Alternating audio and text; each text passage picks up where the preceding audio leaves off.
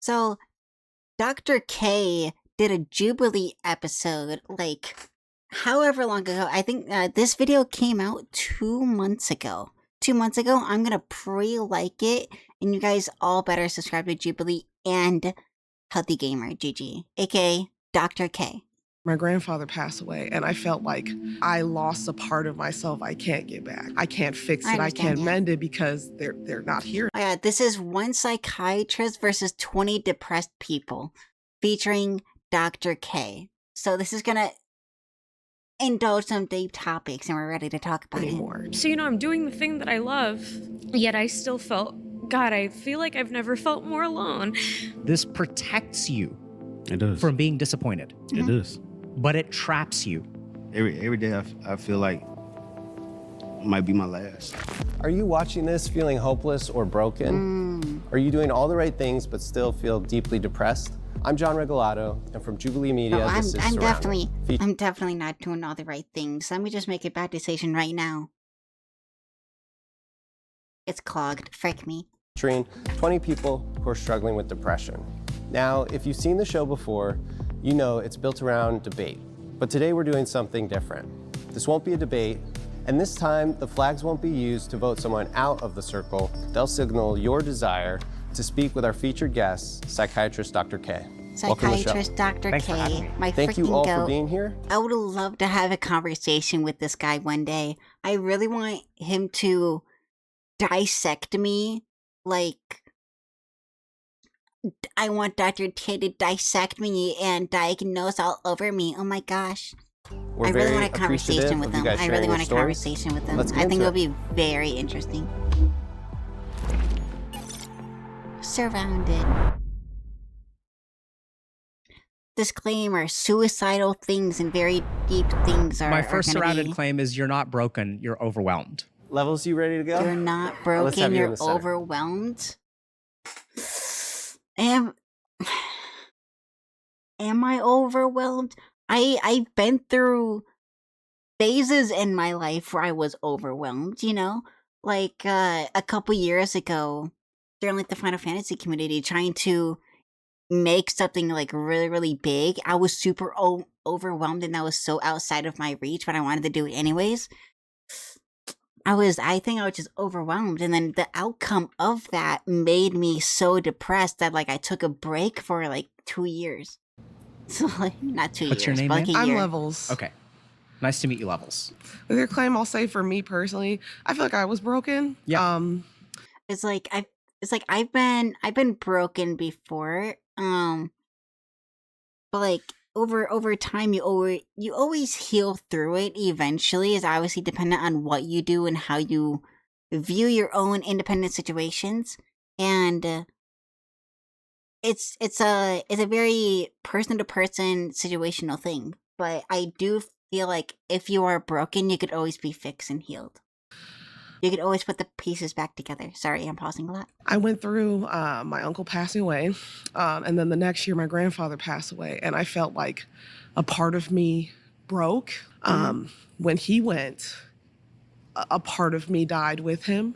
So when I went through my throes of depression, which I'm still in it, I have my days, my good days, my bad days. I kind of went down that path of like, I Imagine having lost a a good part day, of myself holy. I can't get back. I can't fill that void. I can't fix it. I can't mend it because they're not here anymore. What did you lose? I feel like I lost my comfort. Your comfort? I would talk to him about kind of like, I hey, feel that, Grandpa, yeah. I'm sad. Hey, Grandpa, I'm having a hard time at school. Yeah, Hey, just what like do you think? And, the person that you always go to or talk to. Usually for normal people, it's a family member or someone that's very close to family that you have a very strong connection with. Like, in general, I don't think people know enough about mental health. I think people know a lot about mental health nowadays ever since 2020, ever since the pandemic and lockdown, and everyone felt that trapped inside, you can't go out, like depression or anxiety feeling, and everyone's like mental health naturally got worsened throughout the pandemic. But I think not enough people know about mental health. I think not enough people know the correct information and how to diagnose and what mental health really feels like, I should say. Instead of, like, people always know about it and know the symptoms of certain things, but I think it's spiraled out of control that there's so many self-diagnoses that don't actually know what's wrong with them. He'll And they 100% need to, like, look for a professional if they really want the help. go off and have his little conversation about conspiracy theories. I'm like, oh, haha, that's cool. But it's like it's nice to have somebody in your corner. Mm-hmm. Yeah, I mean, I think this is one of those claims that I sort of agree with you already. Yeah. When we lose someone, that person's gone forever. Yeah. Yeah. And we're never getting them back. You don't have that. And it also sounds corner like he anymore. was a really important part of being a safe space for you, someone that you could talk to, Yeah. right? Can you tell me a little bit more about him? Well, he was a veteran, so, there's stuff he didn't really talk to us about, but, Yeah. he would take us camping and, bowling. I mean, I was his first grandchild, so all my memories were kind of tied to him, Oh. going to his house, having pie. Mhm. Pie's not the best thing to have for breakfast, but it was nice, Pie for breakfast is insane. he would take me places. lot of He would tell sugar. me, like, oh, this is my favorite food. Let's Cereal isn't that much better, but cereal is better than pie, I would say. try it. Let's go do this. Let's do that. It was just nice. I'll just say my parents didn't do that. It's just like having somebody outside of, your parents. It Sure. was nice to have him. Mm-hmm. So, and when you lost him, what did you lose with him? I guess my everything. I didn't know how to function. You're everything. Okay. I mean, I have support, but he was kind of like the main like the first person I would go to. And then he died of leukemia. And for me, my family was upset, and I was kind of trying to be stronger for them. So I didn't realize Yeah. how bad it had got. Like, I mostly wish I had more time with him. Like, I was there for him physically. Well, it sounds like you were also present for your family when he passed. I didn't let myself mourn. I didn't let myself cry. I was more so like, it's okay, I'll be there for you. And then when they were Like- done mourning, it kind of got to a point where I was like, maybe I can be upset about this.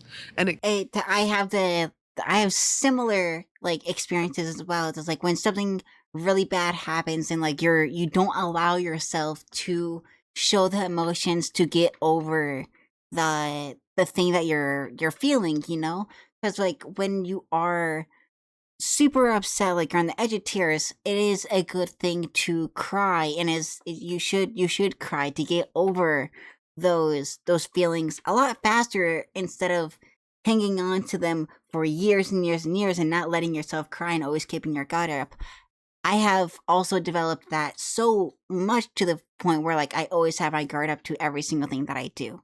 So, kind like, of that's one mistake that I did, but I do know the solution of it, and I think many other people should take those, like, tips and tricks and actually express their emotions, or at least privately. You don't always have to express them with other people.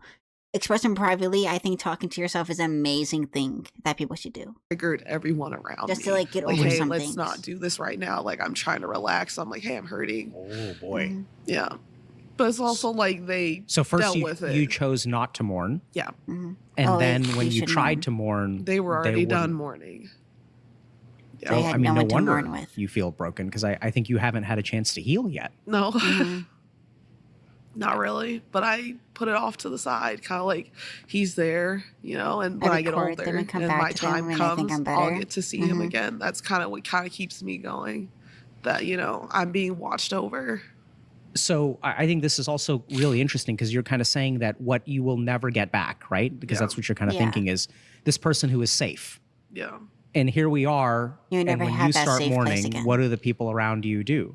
They're kind of off. They're like, hey, let's not talk about it right now. And I think it sort of makes sense. Like, I know this sounds Those aren't real friends if they don't want to, like, listen to your problems. If they don't want to listen to your problems, actually just drop them. Like, real friends are always open to at least hear you out and help you through it, and at least allow you to express yourself and your thoughts. If, like, people are like, no, don't talk about that, ew, drop them. crazy. They're not a But person. They're it, not it a person. kind of makes to you. sense, right? Because if you weren't given a chance to mourn, if people didn't make you feel safe, if they didn't take good care of you. Yeah. And then you like literally like that's what happened. Well, no wonder you would think that this is the only person that'll do it, because like he was the only one that literally did it. Yeah. And at the same time, I don't know that that's true forever. Does that kind of make sense? Yeah, but it's like I feel like for me it is because I don't address it. You know, I kind of am like, okay, let's put it in a little box. Well, that's because that's what the people around you told you to do. Yeah. If you can find that safety, maybe if you can advocate for yourself a little bit more. And I know this is tricky, right? Because the whole problem here is that people have not been taking care of you. I think getting some degree of like anger and sort of like letting people know around you like how not okay it is. Yeah.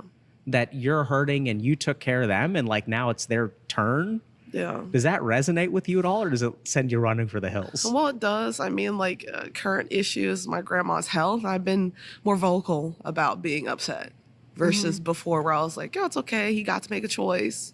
You know, we should be happy for him. He can advocate." And now that you're more vocal, what's happening? I'm more aggressively vocal, and they're like, "Okay, like we can't do anything about what she's doing." I'm like, "Why?" I guess I'm being more open about this feeling because it's in the now and not in the past. Yeah, so I'm actually like somewhat optimistic for you. The now emotions definitely overpower the past emotions, because the past emotions, you look at them in hindsight and you're not as you can be emotional about a certain thing from the past and still like hold on to that grudge, but also it's nothing compared to like the now moments where everything is crashing down instead of looking at the building that just fell out. Like, But- it's different. How could you? No, I'm messing with you. Because I think now you're doing something really scary, but very different, which Yeah. is you are opening yourself up for other people to help you. Opening up is always And the scary. real tragedy of life is when we open ourselves up to be helped by other people. Sometimes they meet us halfway and sometimes they don't. Yeah. But I think give people a chance. Yeah, great. We're going to pause here. Thank you. Do we're I gonna shake your we're hand gonna switch Sure, participants yeah. now. Okay. Sorry. C, you had your flag up. You ready to go to the center? Hey, what's your name? My name's C. C? Yeah, C. Nice to meet you, C. Nice to meet you. So I'm from They look like they've been through some shit. Look at the way that they like not just like hold up themselves, like hold on. foster kid. Okay, so this is more of like a default expression. Like how they dress, it's very aggressive, I should say. And for all my life, I've Trying to suppress the depression. lived differently from everyone else. Essentially, from surviving, I wasn't taught normal societal like behaviors or emotions because I had to take care of myself while being in a dangerous environment. And what's interesting is that even though physically and mentally I'm fine and I feel great and I can do my daily tasks, You're on interact your with own people, flow. You're on it's your still own stuck flow. in my body. I feel the depression like right now I don't want to cry, but for some reason my body just wants to let it out. And before I wouldn't let it because growing up in a Hispanic culture, they'd be like, "Oh, ¿por qué te lloras? Like, why are you crying? Like, you want to cry? Everybody Okay, I'm gonna cry. make you cry." To where it was like, okay, the like I chocolate. can't. But the You more better that I not would cry hold about it me. in and push it down, the worse it became. Until eventually I just let it out. It's like my nervous system and my mind are completely separate. Yeah. And they're going to different things to where my body doesn't recognize that I'm safe. Like now I'm safe. No one is going to hurt me. No one's coming after me. No one is going to physically or emotionally hurt me. But my body is still in that hypervigilant state. It's where it's always aware. It's always like, okay.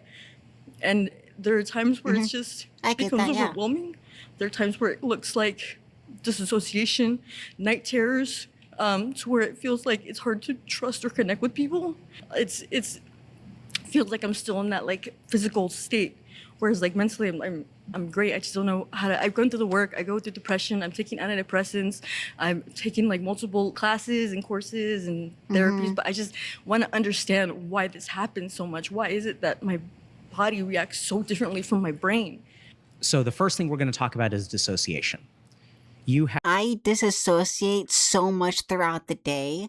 Like I would say I disassociate for most of the day. For emotional and also I'm trying to get emotion again, you know? two parts of your brain. I two understand what they're hemispheres. going through as well. Your right hemisphere I'm is kind where of the we same way. experience emotions. Your left hemisphere is where we're basically logical. I mean, that's not necessarily true, but broadly it's true. Now, here's the really interesting thing.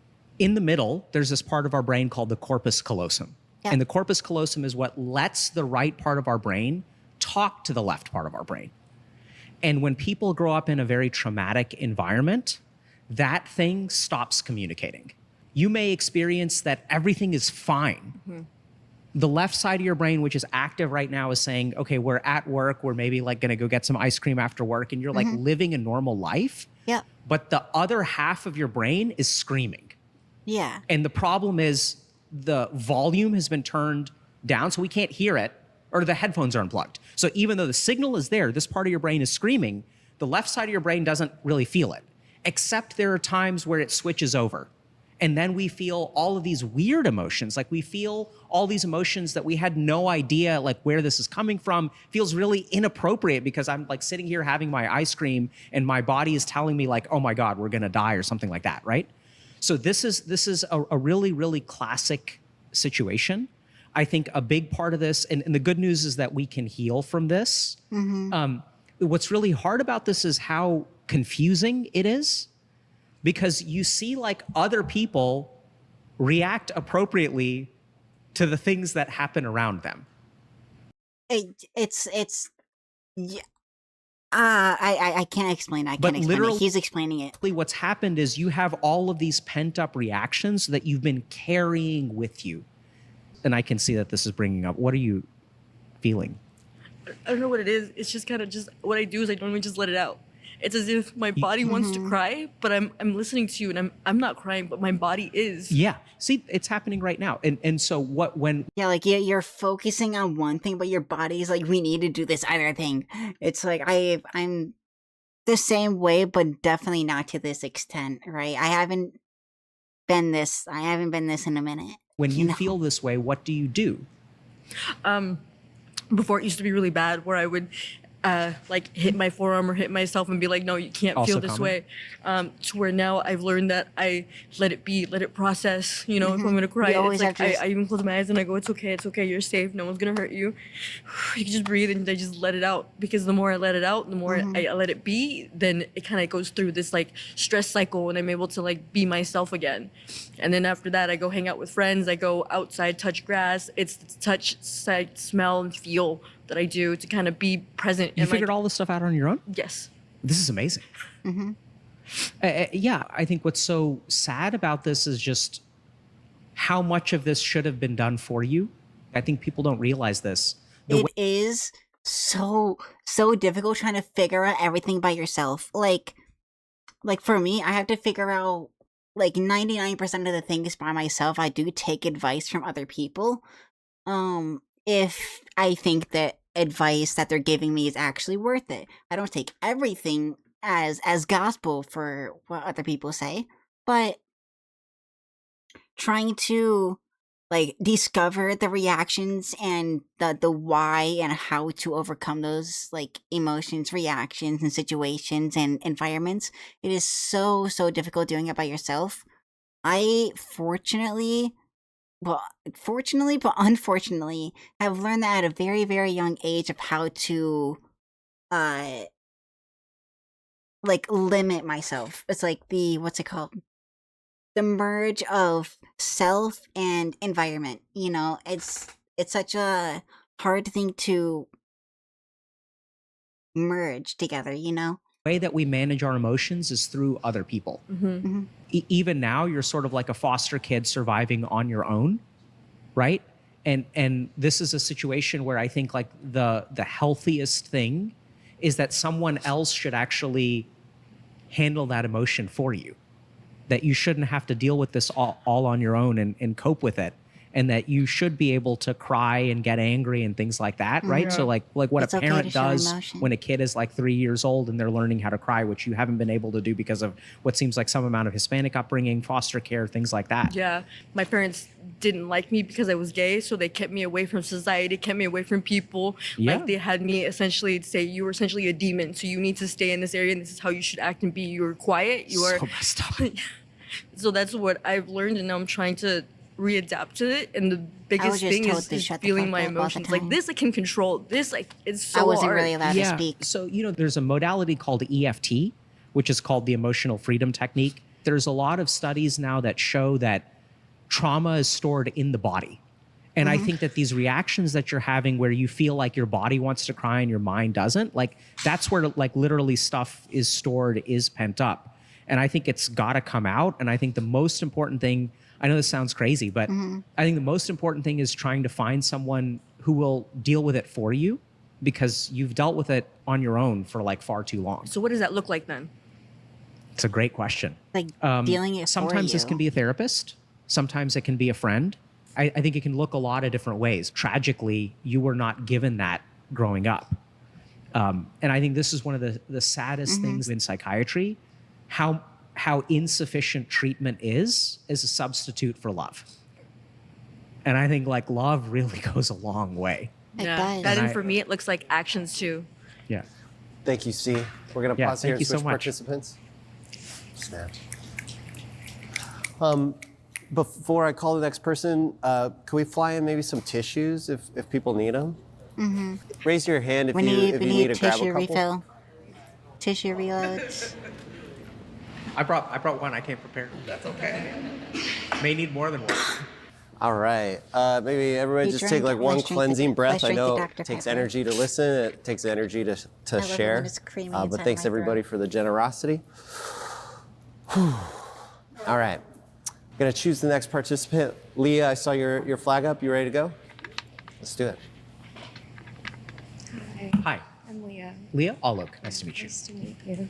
Well, I just wanted to, for Hi, one, Leah. say that I've related to things that both of these people have been saying before me. First, in the grief, my dad passed away 6 years ago. That has been a significant source of my depression, and I have treatment-resistant depression, but it's not for the lack of wanting to be treated.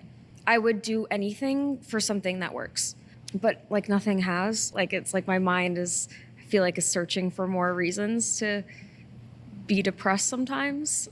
And also I relate to I feel the that. dissociation. Like half of me is like somewhere and the other half is like super depressed. So for example, I'm a musician, and how I cope is actually writing I've about kind this. of like explained my disassociation on video before. It's like for the best way that I can like get my disassociation is like I go out of like the screen, you know. I'm no longer full screen with my eyes, and then I look at like my life on a screen. You know, it's really weird. Really deep, dark stuff like Or sometimes I suicidality just and stuff. I simply read just about that. can't I was at a understand show anything and around the- me. and I the show fully was going disassociate. objectively really well. Sorry. Yeah, I just looked out at the sorry, I don't even know why I'm crying right now. Objectively everything was good. I just looked out at the crowd and just I felt so empty. So you know, I'm doing the thing that I love. But you don't feel anything. Yet I still felt, God, I feel like I've never felt more alone. Sorry, I did not expect to cry. Yeah, can I Yeah, respond? yes, please. So thank you so much for sharing. What was your name again? I'm Leah. Leah. Here's what I'm hearing. So here you are, you make music, you use it to cope. Yeah. But I imagine you I like it used to. too, Yeah, of course. right? Yeah. And you're on stage, you're actually like kind of at the height of joy and fulfillment in your life. Like this is what you came here to do. Yeah. I mean, And- I'm not exactly where I want to be Yeah, yet. I'm sure that there's, stuff that can be better, but Yeah, if, yeah. if we think about, just the moments of joy Yeah. and you're denied that. Yeah, it's like things are starting for me, and And then why am I still not? Yeah, right. So I'm almost like thinking about how hard it must be for the things in life that are supposed to feel really good Yeah. to feel so alone. Yeah. Right. And I really hear that you've got treatment resistant depression, and I hear that if anything could take this feeling away, right? If anything would just allow you to experience life the way that regular human beings do, which is like when I'm on stage and having a good time and everyone's singing lyrics, I should be having a good time too. Yeah. And that feels really, really terrible. Yeah. Like it you're does. being denied the chance to live an ordinary life. Yeah, that's sort of like why it's so bad. Yeah. So let me ask you this. How do you understand that your mind is searching for reasons to be unhappy? Well, I'm super judgmental of myself. So my I feel that. self-talk is like very negative. I'm sort of like at a constant like argument with myself. So I think such a very common thing for creative people who use creative outlets to express their emotions, especially if they're depressed or sad or upset or angry or anything like that. If they use their art as a coping mechanism or an outlet, I should say, it's really hard to not compare yourself, and then you become judgmental of yourself and your craft, and then your art starts to deteriorate or gets better, and then you still don't get the fulfillment because of everything else you just now like learned or witnessed or whatever. Then it piles back on, and then it's like it's a circle within like a creative person. it's like, but I'm also like, I know that I have to like accept these thoughts and not argue with them to get better. Like I know the solution on paper, it's just harder to apply in practice. For example, again, the stage thing. Like I'm doing what I love, right? Why is my brain, it feels like it's like looking for reasons to be upset. So here's one of the tricky things I've learned as a psychiatrist, and I've worked a fair amount with people with treatment-resistant depression. Speaking of humility, I think there's 3 patients that I've worked with that I really have not been able to help that I can think of, and I remember them very well, and we tried really hard, and I think I hate that. But what do you do about something like that? I mean, tried all kinds of things. But I think the good news is that, you know, for the 3 patients that I've worked with who have treatment-resistant depression, I've worked with 50 to 75, that things have worked. And the one thing that I would really tunnel down into, just because we have a little bit of time here, is to really pay attention to that part that is searching for a reason to be unhappy. So don't argue against yourself, but try shifting your attention away from that towards other things. If the reason, if the part of you is searching to things to be unhappy about, and and then okay, let's shut that part down. When I start thinking of like, oh, I'm just unhappy because of how do you shift that towards what should I be happy about? I don't understand that part. It's like, okay, what should I be happy about instead of sad about at this moment? Okay, I should be happy about this. I don't feel happy about it though. You know, I don't understand Tried. And I think that's a skill. And it sometimes it works. Right. So if it works sometimes, then that's where I think learning to be better at it can offer some relief. It's just the fact that it always goes back. That's where we get to part number 2. Okay. Which is to understand why your mind, there's a part of your mind that is really, really unhappy with being happy. Yeah. Right? The most alone that you felt is when you are actually should be the happiest. Yeah. And so to really understand what is it within you that is looking for unhappiness. We're gonna pause here. Leah, thank you. We're gonna switch participants. Good luck, Leah. Thank you. I don't like the way this guy speaks. It's very goy. Time moves fast, but your credit score doesn't have to stay stuck. Kick off, no way. I remember how overwhelmed I felt trying to fix my credit.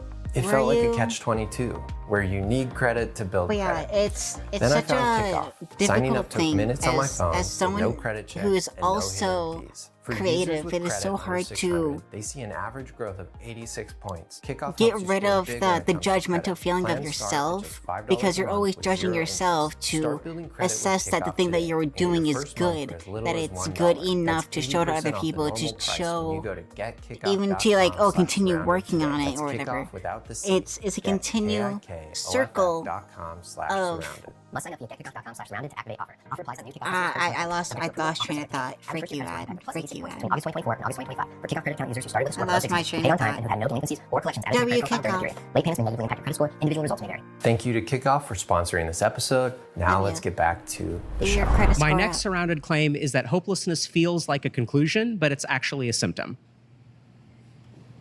Joseph, would you like to be our first participant? All right, head to the center. Hopelessness feels like a conclusion, but it's actually a symptom. I think that's pretty obvious. I feel like the average person shouldn't feel full of hopelessness. You know, that's kind of a sign of depression or nihilism or just a negative mindset in general. So I disagree that even anyone who thinks that it is a conclusion to anything. I don't Hey, know. Joseph. Hi, Dr. K. How you doing today? Good. Good to meet you. Nice to meet you, man. Well, does hopelessness feel like a conclusion to you? That's part of my issues is that when I am super depressed and I'm at the depths of W. everything, Joseph. that's where it feels like there's no way out. And so is this a symptom of something that's bigger or is this my final state? And so that's where I get stuck because I know that it's a symptom, but the overwhelming thoughts is like, this is my conclusion. This is where I'm stuck and there's no escaping this. That's where I feel like I can't gain the traction, even though I know I'm supposed to, and I have the skills and I've met doctors and worked on this. I don't know how to get past that. So That's so much harder to deal with when you're older, because like this guy is obviously older. This guy's obviously older. Look at him right there. He's obviously older. It's so difficult. It's not even. It's always difficult, but it's a different level of difficulty of when you're older and you already have your developed mindset and the things you have done within the past. I would say this guy's above 50, right? For the past at least 50 years of your life, you've been doing this and just I don't even like what this is out of my league. I get bogged down that I'm stuck here. That- Yes. So this seems really hard because it sounds like you actually know on some level that this is a symptom. Yes. You've worked with doctors, you've learned the skills in your head. You're telling yourself, "Oh, this is just a symptom. This is not a conclusion." You try to disbelieve yourself. Right. And then what happens? Well, then that's where 'cause I've made more progress. I'm not as stuck as I was, and thankfully, but I still have to work on this. YouTube, and if you have made it this far, do you like the left webcam or the right webcam more? All the time. It never goes away. When And did Vin Diesel get on screen? What the frick? Look at this guy. but I still have to work on this all the time. It never Oh my gosh, this guy. Whoa. goes away. And Big I ass wax zit on and I his wane. neck. Oh So my gosh. when I'm feeling like I can't gain traction to get out Dude, of like a here, bodyguard. He and gives so I much aura. don't know what my next steps are, it gets so scary that it's almost like a self-fulfilling prophecy. I can feel it dragging me backwards. And that led to ultimately to some very, very deep depressions, suicide attempt, the loss of my employment. And so that didn't help, you know. Yeah, so what I'm kind of getting the sense of is that you'll struggle for a while, but then it feels like inevitably you're going to get dragged down. Right. When I feel like I'm dragging myself backwards and I'm never going to get out of this. And it's like, oh no, here we go again. Can I ask you, when you say I'm dragging myself backwards? Yes. What is that? Help me understand why you think it's you who's doing the dragging. Well, that's my inner struggle, your inner voice talking with you is like, well, you know better. You know that this is going to hurt, and that this is something that is Talking bad yourself for you through to bed situations, rot, yeah. to doom scroll, to just feel hopeless. I feel disappointed in myself because I feel like I know better. Would you say that disappointed is almost like self-loathing? Oh, yeah, absolutely. Absolutely. How do you relate to that loathing feeling that you have towards yourself? So what happens when that starts to happen is I perseverate on all the issues. I lost my job. I disappointed my family. I lost my identity. Being a fireman, I mean, firemen are very wrapped up in their profession. That becomes part of their identity. Fortunately, I tried to avoid that, but it still grabbed me. So that just really... I think any serious line of work like that grabs you as to make you your own person, because they kind of train you to make you as the most effective fireman as possible, as the most effective policeman as possible, etc. Like that becomes your identity, whether you like it or not. If you stay with that occupation for long enough, that just happens with any serious job or any like physical labor job, weighs heavy on my mind because I look at all the things that I destroyed or gave up. So this is what's so tricky, right? Because what I'm noticing is that not only do you have the symptoms of depression, you actually have something else on top of that, which is a lot of blame for being depressed. Yes. After all, you've put in the work. You tried everything, right? And it's a skill. And that every day is, oh my God, it's like every day is a struggle. Every day is a struggle. Do you ever kind of tell yourself if you were different or if I did things better, then like all of this stuff would be working better? Oh, yeah, absolutely. So let me ask you this, Joe. Day. And I don't know if for me on that, I wish I was born just minimum a couple years earlier. I really wish I was like at least 4 or 5 years like older. I wish I was almost 30. Like, because I feel like if I'm 28 now growing up, I get to still do the thing that I love doing, right? Which is like YouTube and streaming and all that. But for my struggle when I first started, I started this when I was like 9, 10, 11 years old, right? 2011, 2012, right? And I always had no credibility because I was 9 years old, 10 years old, and these 17, 16-year-olds don't want to play with that back then, So like I was always outcasted no matter what I did.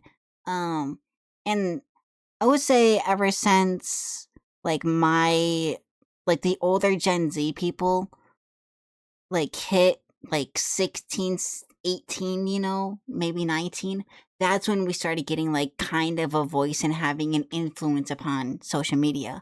But I grew up with the people who are already 30, almost pushing 40 sometimes. I grew up with these people and I have their personality and their interests and their outlook on life. And I'm like 10, 15 years younger than them, and I hate it, Like, I wish at this moment in the year 2026, I wish I was like 28 to like 40 to 45, It's like, I freaking wish. It makes sense. There's the depression that you feel, and then there's the way that you argue with yourself about the depression. Yeah. That's what I believe. The way that you judge yourself for having the depression. What I think is really interesting is that's what's keeping it alive. Do you kind of get that? Yes, absolutely. And I've worked on that with my doctors. One of the things that my doctor and I used to talk about is I feel like what worked for me to get traction going was I was going to fake it till I make it. I'm going to act like I'm happy until I'm acting happy, Okay. So it doesn't work all the time. Find myself tried that. It doesn't feeling work. like if I don't do that, I'm just going to... Actually, I think faking being happy, doing the thing that you actually like doing, right? If you actually find an interest that you like doing, and then you fake your emotions of being happy, you will associate that thing with being happy, then you gradually become actually happier in general, doing the activities that you want to do. Continue to beat myself up, and it's just going to keep going and going and going. And I'm never going to make any progress. There's a lot of studies on something called behavioral activation, which we think that we have to feel better in order to do more, right? I want to feel better so I can get out of bed. Right. Whereas there's a lot of evidence that shows that sort of faking it till you make it actually works pretty well. That when does we work step in out of bed, when we some force ourselves out of bed, things. the feedback that we get can actually be helpful. So I can totally see why that has been helpful for you. Yeah. I think the thing that scares me the most and feels so oppressive, Joe, sitting with you, is that just how much you have to work to have a normal day. Oh yeah, absolutely, You know? absolutely. And I think that's where it's not so much about dealing with the depression and getting out of bed. It's really changing the way that you relate to your depression. That this is something that sometimes happens to me for whatever reason. I'm cursed in this way, which I know sounds crazy, but Right. sometimes it can be useful to even think about it like does that. feel like you're But cursed. ultimately, changing that self-loathing is going to be a huge step forward. Yeah. Pause here. Joe, thank you so much. Absolutely. It's time Yeah, to switch thanks a lot, man. participants. Thank you so much. Appreciate that. Thank That you was for I awesome. did sharing your like story. what he had to say. Lamar, I saw you with your flag up. You want to go to the center? Hey, how are you? What's your name, bro? Lamar. Lamar? Alok. Thank you for coming up. No problem. Lamar. I would say that That's a for crazy me, beard. I I can't love that speak beard. as to everybody's Hold journey on. or where they've been in life. But as far as for me, I feel like this is like the conclusion. A little bit of background on me, I'm a Marine. So I've been in major conflicts. I've trained people for conflicts and everything. After being in those conflicts, I only had a week on how to adjust to being a civilian again. After that week, I started sleeping in the closet for 6 months. Had all my meals given to me in the closet because I couldn't deal with anything out there. Thinking that after serving my country for 8 years, that I would come back to opportunities, jobs. I came back to a park bench that I slept on. So I felt like I was kind of like left behind. You know Well, what I mean? you were. I was left behind. I've accepted everything that I've done as far as like my career over there. And it haunts me a lot of things, you know? It's taken over my life. When I got out, it feels like it's a starter package. I would talk to mental health specialists. They would hear the problem, and then it's like they put you in a category and be like, all right, here's your trazodone, here's your olanzapine. That's what a Go lot out of the door, like here you go. low effort psychiatrists do. If I tell you that doesn't work, then it was given to me like I was the problem. It almost seems like I was getting penalized for the medication not working. Absolutely, right? So I'm getting the sense that you sort of got judged, that you were supposed to be a certain way. You were supposed to respond. You were supposed to get better. And you didn't get better. No. And then they label you, they bucket you, they put you on this track, it almost feels like. Yes. Yeah. So what's that like for you? Well, that's why I say it feels like a conclusion, because after that doesn't work, my only question is, what's next? I've done the meditations, Everyone thinks of self-help, what's next. believe in yourself, go to groups, do this, do that. I've done all that, and still I'm left with the same conclusion that it doesn't work. So Lamar, I mean, I think what's really challenging about this is clearly something is left over from your time in the Marines, right? You're not the same person who went over. I don't know where you were, but does that kind of make sense? Yes. And then when you came back, they said, okay, for people who aren't able to integrate, take trazodone, take loxapine. Those are heavy hitting medicines, by the way. Yeah. And then if you don't get better, then do this, then do this, then do this, then do this. And you're a guy who tried it all. It sounds like you've tried meditation. I'm sure you've tried therapy. I tried everything. And if I were to tell you, Lamar, there is something that will help you, there's something that'll help you a lot, how would you receive that? I think that at that point, after being through everything I've been through, I would have to put you in a category, because I would ask you, is it medication? It's going to be group therapy. It's going to be constantly checking in. Like, I haven't seen anything different across the board is what I'm trying to say. I can see how his mindset is now. Okay, so I was trying to like figure out like, okay, his mindset, he tried looking for like all these other things, all these other outlets of methods to make him feel better and to be a better person and get him back on track to put him in a successful light or in a accepted light of himself.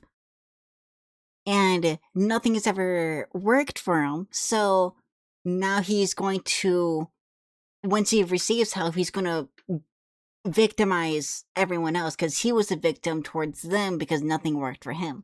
He became the victim. Now when he sees something else, now they're the victim in his mind, you know.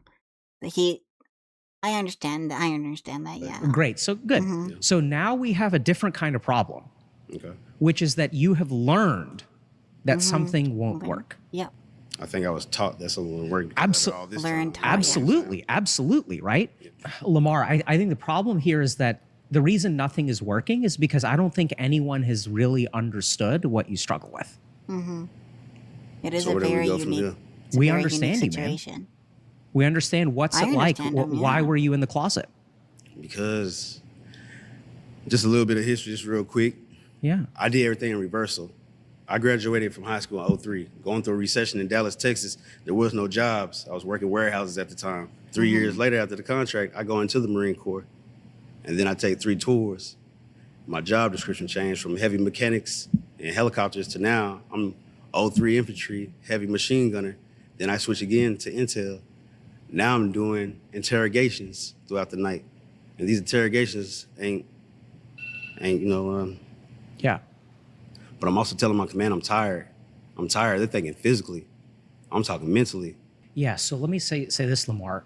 What you just shared with us, I cannot stress this enough, profoundly affects every dimension of who you are.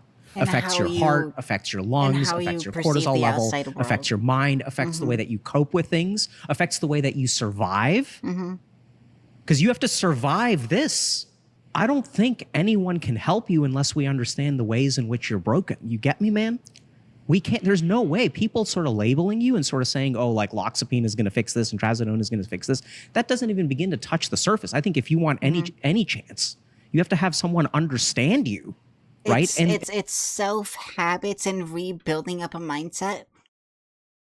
Restructuring your mindset and actually like completely changing up how you think about yourself, about the world, your vocabulary, how you speak, how everything you perceive, every single bit of the world outside of you. It is so hard to reconstruct that, especially since he's been through so much, such intense things that he's been through and still going through. It is such a difficult thing. Like for me, I was in school when I had to do it, so I didn't really have that. It was very stressful for me at the time, but also compared to an adult trying to do the same exact thing versus just a teenager in school restructuring their mind, it's not comparable, but also the steps are the same thing. It is just an insanely hard thing to do. I could not teach someone how to restructure their mind. I couldn't. And what you struggle with on a day It's not always a good thing. It's not always a good thing to completely restructure your mind and rewire how you think. It's not always good. to day basis. I think that you can have people that have empathy, but to understand on that surface level, I don't think I've came across that. I believe you, man. Yeah, but I'm saying like even though you believe me and all this, what does it do for me? What does it do for me? You know what I mean? Like what does that do for me? After we finish all this, guess what? I'm gonna go back to that house. I'm gonna sit down and I'm gonna contemplate my life. You feel me? I'm gonna contemplate it. I contemplate it every day. Really? And it's been going on for so long that now at this point, like I said, You've been alone with this, right? Yeah, most definitely. I don't try to put it. I don't try to be a burden on nobody. I don't So- think anybody wants to be a burden Here- on anybody. Is what it is. You know what I mean? So, Lamar, I know this is going to sound empty. Here's my experience. I've done a lot of work with veterans. First thing that I learned is y'all don't come back the same. Each and every one of you comes You back just a little don't. bit different. Second thing is I don't know that there's anything that I can do or anyone else can do that will actually help you. I don't know that, man. Whatever happened over there was so bad. And there's a new diagnosis, by the way, called moral injury, which is a form of PTSD that is not when something happens to you. Moral injury is when a good person is made to do bad things, or when a good person watches someone else do bad things. That breaks us in a different kind of way. I will say, though, I've that become desensitized. what I'm to it at hearing is this that point. people haven't really understood you and that you've been doing this alone. And The- I the don't know that concept this of is, that. I can't predict the future. I don't know you. Maybe I'm an arrogant guy who says this, but I would say that since you like analogies, if I take my car to the shop and no one understands what's wrong with it and people start fixing it, that's what people have been doing with you. They've been saying, hey, man, this is going to work. Hey, man, this is going to work. Hey, man, this is going to work. But you still can't Now, start as the I car. say this to you, what are you feeling, Lamar? I see you shaking. I'm shaking because, like I said, after hearing the same thing, it feels repetitive. It feels like I'm in a loop. Like, it just feels like a loop. What's it like to be stuck in this loop? Every day I feel like might be my last. Like, you know what I mean? Mm-hmm. Might be my last. I feel that every Lamar, single day. I'm grateful to you. Grateful for y'all. And I know it sounds kind of weird. I can see that you're really struggling. I can see that every day, on the one hand, it feels inevitable. And on the other hand, it feels like one day you're going to be off the loop and you're never going to come back, right? Yeah, maybe. Feels that way. One day you're gonna And snap. I think the beautiful thing about this, and I know it sounds weird to call it beautiful, is it blows my mind how many people feel the way that you do. There are a lot of people out there that have come back from war, have been cops, have been firefighters, and when they look at you, when they see you, I think what they see is someone who is like them, that they're not alone in this world. Yeah.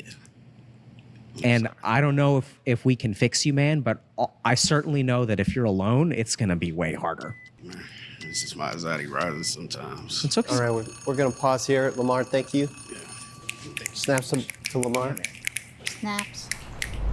My next surrounded claim is you can be productive and successful while still being deeply depressed. I agree with that. There's many, many, many people who are insanely depressed, but still can get up, do their job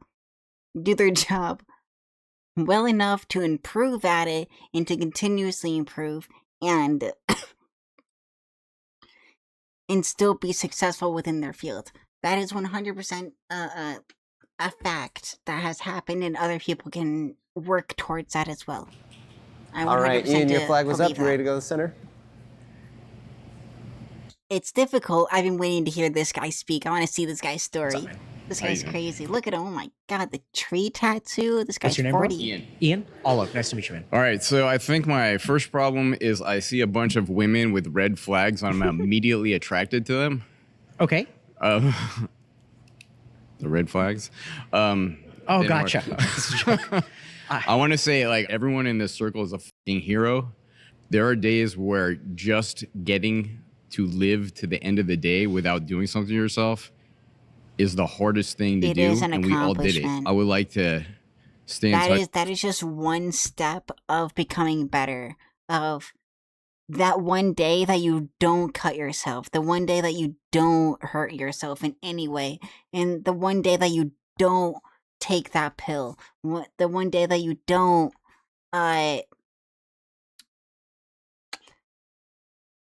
what's the word, like, damage yourself in any other way, like mental wise or physical wise. Like,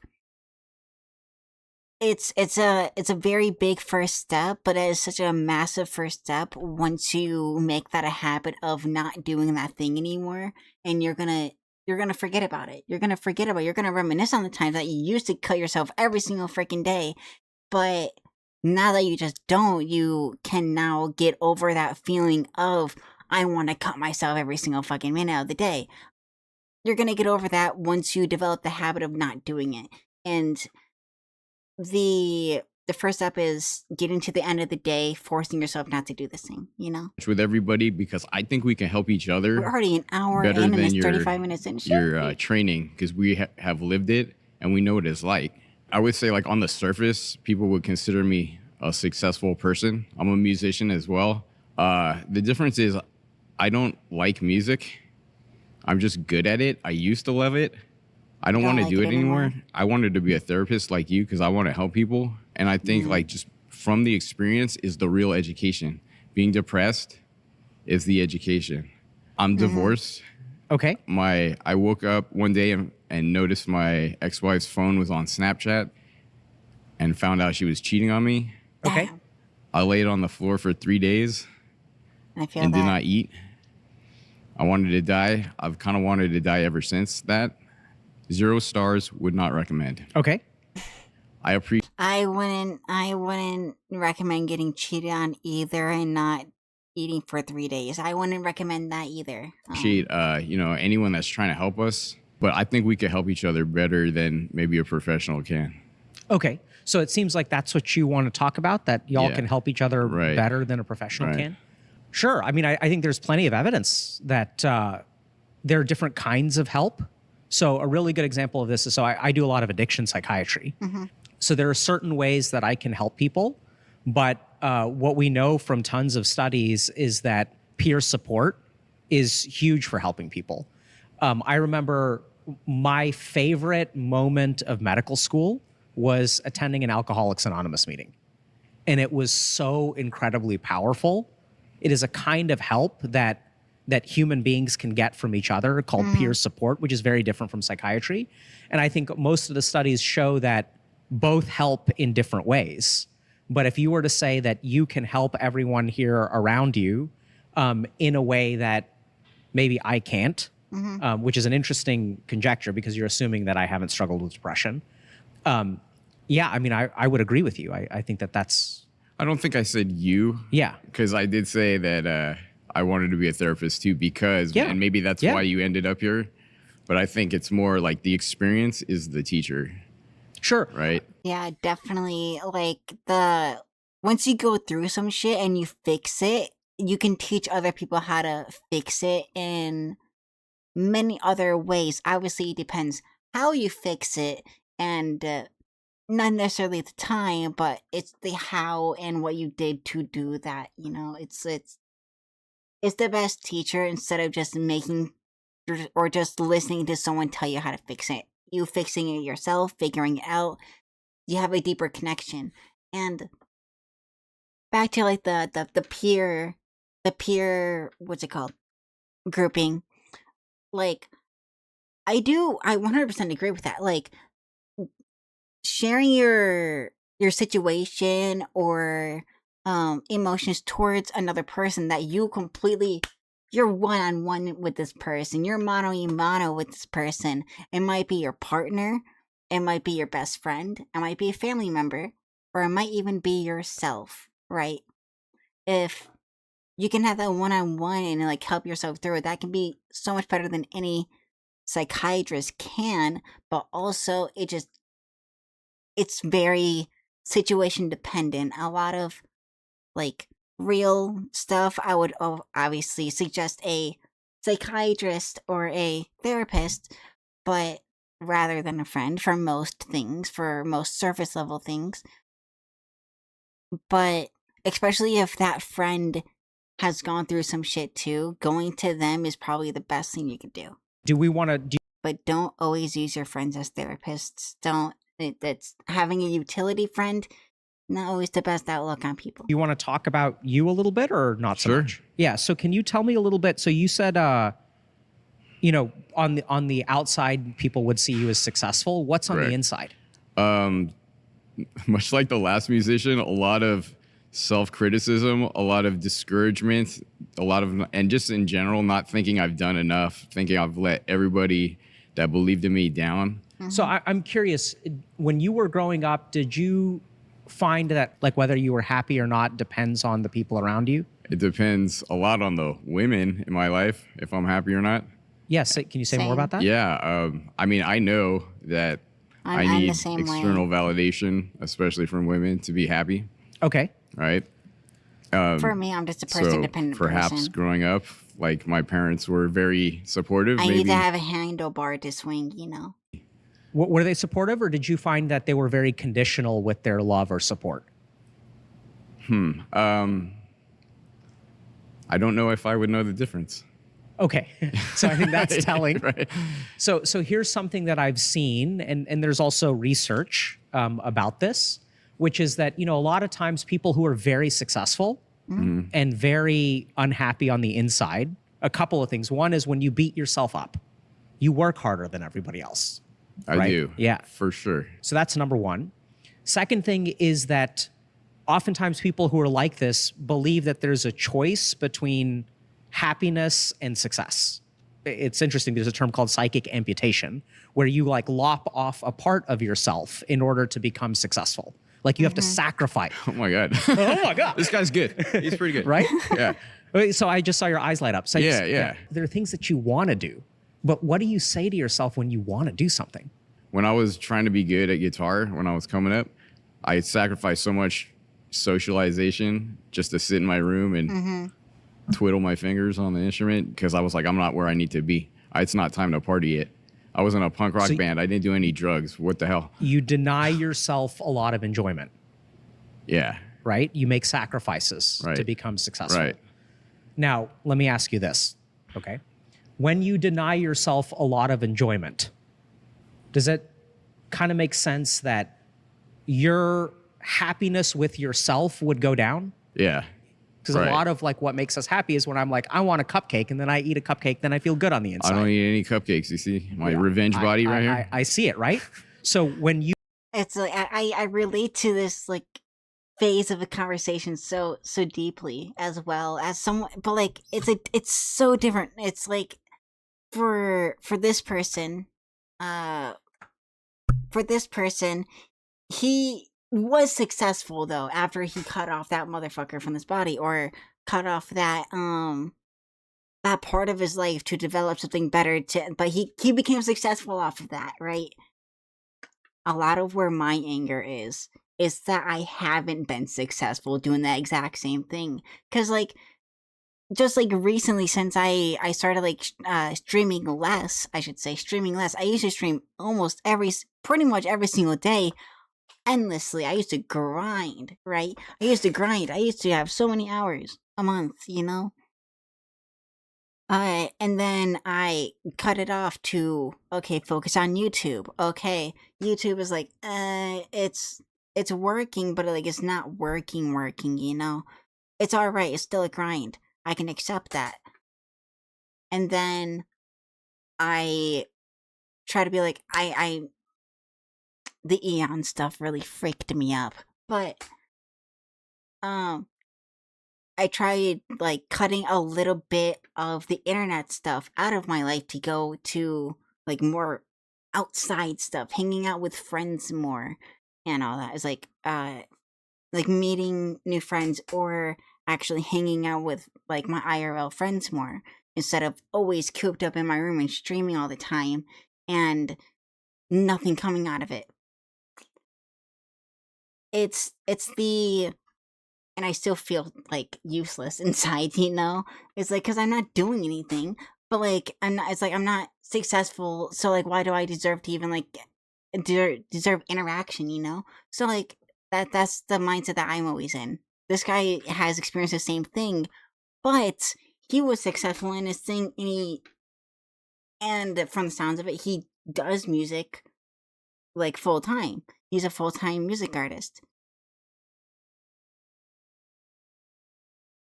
And like the time commitment always like runs my brain. It's like, but I've been doing this for probably 3 times longer than this motherfucker. And it's like it's like that little that ego demon inside me be like, I've been doing this longer than you. It's like, it's not a good thing and I hate it, but like, you know? Yeah. It's so much different when you're not successful doing the thing that you've been doing your entire life, you know? Right. A lot of like what makes us It's happy is when so I'm like, much I want a different. cupcake, and then I eat a cupcake, then I feel good on the inside. I don't eat any cupcakes. You see my revenge body right here? I see it, right? So when you don't get that happiness from yourself, where do you think it has to come from? It has to come from outside sources. Therapy. Right? So, and in your case, which outside sources? From women. There we go. Right? Yeah. And so now you're kind of stuck, because now Yeah, you've and then sort you of look at created women this a certain system way, and then where if I you were to see 'em tell as you, eat a opportunities instead of cupcake. as people. Like, this is an opportunity to be No. happy instead Right, of do you want a would this cupcake? actually work?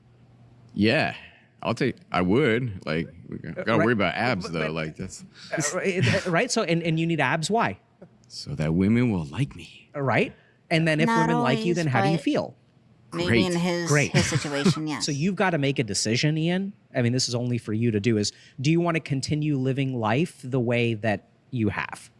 Or do you want to allow yourself to be happy with things that you want, giving yourself those things? So I've been instilled with this mentality that if I work hard, like we're all told this as a kid, you're Yeah. gonna get what you want.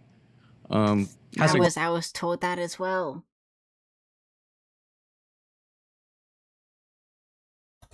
You know? Working out. Not well. So you want to change it? So stop working hard and get what I want. That's not what I like asked. that. Do you That's want to better. change that? Oh yes, yes. Okay. Of course. It's just a hard society, you know. I got divorced a and hard found out I was society. 5'7", and nobody likes that. So Yep. it's a hard one for you to fix. And Dr. Kick, could we also, I think there's like a specific thing that you're alluding to here, the need for validation from women. You know, I think there's going to be a lot of guys who might be watching this video who feel that Who specific feel the need. exact same thing. Could you Yeah, kind I of mean, hit I- that I- on more specifically? I think so. We live in a society where validation from women, and this is what's really interesting, is it amongst runs the dudes world. It runs is society. the way that we get respect. Yeah. It's not even about the women. It's actually amongst dudes. So, it if you're runs someone who really society as struggles well. with That's being what very, guys are taught. very susceptible to needing validation, I think a lot of this is because you've been programmed to let parts of yourself go. As long as you are not happy with yourself, you will be dependent on the people around you to get that sense of happiness. And just to give you just a tiny little example. So I struggled to date. I was just terrible at it for many years. And then I decided to become a monk, and I decided to be celibate. And then I was like, I'm done with women. I'm done. Real. I'm going to just be celibate for the rest of my life. Tie shit. And it turns out that once I found peace with that, that's when I met my wife. It's really bizarre. I'm not gonna do that, but I'm thank sorry, you. We gotta pause here. I We ain't gotta gonna do pause that here. shit. Thank you, Ian. Thanks, Dr. Kick. Thank you so All right, much, man. thanks. Yeah. Yeah, I'm at that point Right. now. It's like I'm at that point where Dr. K was. That like I'm just like done with all that shit now. I want to go back to work. I want to go back to work. I want to freaking do shit now. Megan, go back to I saw work. I your need to flag start up. You want to go to grinding. the center? Like it's Hey, Alok. Nice to meet you. I think for me, my depression kind of stems from this sort of perfectionist mindset that I have for myself. And I feel like I can't get to a sense of success or self-acceptance because I feel like nothing I do is ever good enough for myself. And every time I reach those goals, I set higher ones for myself. And it's just kind of a never-ending, like, I'll never be good enough, so why try kind of mentality. And do you find that I feel being that. perfectionistic helps you? It kind of keeps me going in a sense that, like, I feel like, you know, kind of what Ian said, I feel like if I just work hard and keep going, that'll kind of get what I want. But it almost feels like that gets farther and farther away the harder that I try. Yeah, but it does keep you moving, It right? does, yeah. And so if you didn't have that to keep you moving, what would happen? Yeah, we just kind of stop trying, I think. You'd stop trying. Yeah. And so what are you trying for? What are you trying to achieve? I think just happiness, self-acceptance, success. And what would you have to be in order to be comfortable to accept yourself? Right? You want to accept a certain version of yourself, right? Right. The Yeah. version I have in my head that I feel like is just like the Yeah, you have- perfect, like you I have the don't version make in any your head that you try to mistakes. go I'm, to- I'm you good have- at everything. I have everything work that I towards. need or desire, and I don't have any flaws, I suppose. How did that become the standard? Why did you need to be so good? Comparing myself to others is a big one. Okay. So I'll see others and what they're doing and think that I need to match that or be better than that. Okay. And if you aren't perfect, how do you feel about yourself? I don't like myself. Do you remember a time that you did like yourself? When I was a kid, just as I got older into high school and everything, I I just don't kind of remember. stopped feeling good about I myself. straight up So don't I think have it's a a memory really, of really, me really common problem. genuinely, sometimes we unironically forget liking my that- being. Human beings didn't evolve to be happy. We evolved to function. And so you may wonder, like, you know, why is depression a part of how we experience things? And I think sometimes people who are very perfectionistic, you know, there are a couple things. The first is that it helps you actually, it's a huge motivational component, right? Because if I want to be better, then I motivate myself and I keep pushing myself. I beat myself up until I achieve this thing. And then once I achieve that thing, then I will be happy. So I think the first thing is that this doesn't get better. Because if I were to tell you, okay, Megan, you should learn to love and accept yourself. Would you actually do that? It's easier said than done. Easier said than done. What would stop you from doing it? The like negative thoughts in my head of just not feeling good enough. Not feeling good enough, right? Right. And so I think there's a element there that you can look for, which is that if you were to accept yourself, what would happen in your life? Let me ask you that. What would your life look like if you had self-acceptance? I think I'd be happier. I'd be less hard on myself. Would you do stuff? Yeah, I would. Okay. So that's actually really good. So sometimes people get stuck in this perfectionism and they get dependent on it for motivation. It doesn't sound like that's the case with you. So I'm going to share another concept, which is, I think comparison is a huge part of perfectionism. One really interesting thing about perfectionism is that it's not like a diagnosis, but it is actually a way that our brain thinks, predisposes you to things like depression and anxiety. And so the other thing that I would strongly encourage you to do is to focus less on comparisons, but notice how much your mind compares. This is where this gets a little bit more Eastern, but basically we have this sense of ego or identity, and this is who I am, and I want to be this thing. But that's like an idea in your head. It's not really who you are. And another really common thing that happens when we're perfectionistic is we compare our insides to other people's outsides. So let me ask you this. This is going to be really kind of focused. When you do a good job, what are the reasons that your mind comes up with? This is why a did you do a good banger. job? It's like when I make a song that I freaking love, that I absolutely, it's like in the moment I'm like, okay, this is an actual good song compared to a bad song. This is like more a relevant thing for me because this is when I actually could do it, right? But I was like, yo, that's a freaking banger. I love this. This is amazing. And it makes me want to do it more and more and more. And then even it's like I'm at to the point where I can't even open up FL Studio to it's like if I can open up FL Studio, I can't bring myself to record anything coherent, It's like my entire wavelength is not a wave anymore. It's dried up on the shore, What does it say? Like if I worked hard at something, it'll say like you worked hard at that, you deserve that. Really? It'll say that? Sometimes. What else does it say? No, I'd be like, yo, I'm the fucking shit, yo. This is so great. I'm crazy with it. It's like I just hype myself. That's what I do. Does it say you got lucky? Sometimes. When somebody else does a good job, what does your mind say about why they did a good If job? I can notice when I get lucky though. When I get lucky, I'm like, OMG, I got so lucky right there real quick. That I'm not really proud of myself of that though. they're just good at it, or Not when I'm proud, I don't Talented. say I'm they're lucky. talented, they're Easy for lucky, them? they just got it. Until something just got it. luckily Yeah. happens. And when you do a good job, are you talented or lucky? I don't often consider myself that, no.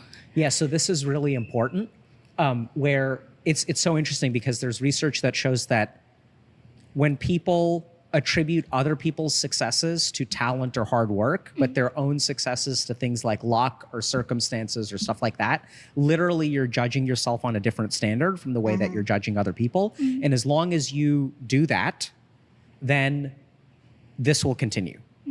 And what some people find is helpful is when somebody else does a good job to ask yourself, how did that other person get lucky? And when you did a good job, what did you do to deserve it? And it sounds like you're actually sort of halfway there because you do that sometimes. Yeah, I do catch myself, thinking those things, but then it just goes right back to like the thoughts of like, well, if you were good enough, you would be able to be as successful as them, but you're not. So Yeah, so I would really tunnel down into how you learned that you're fundamentally not good.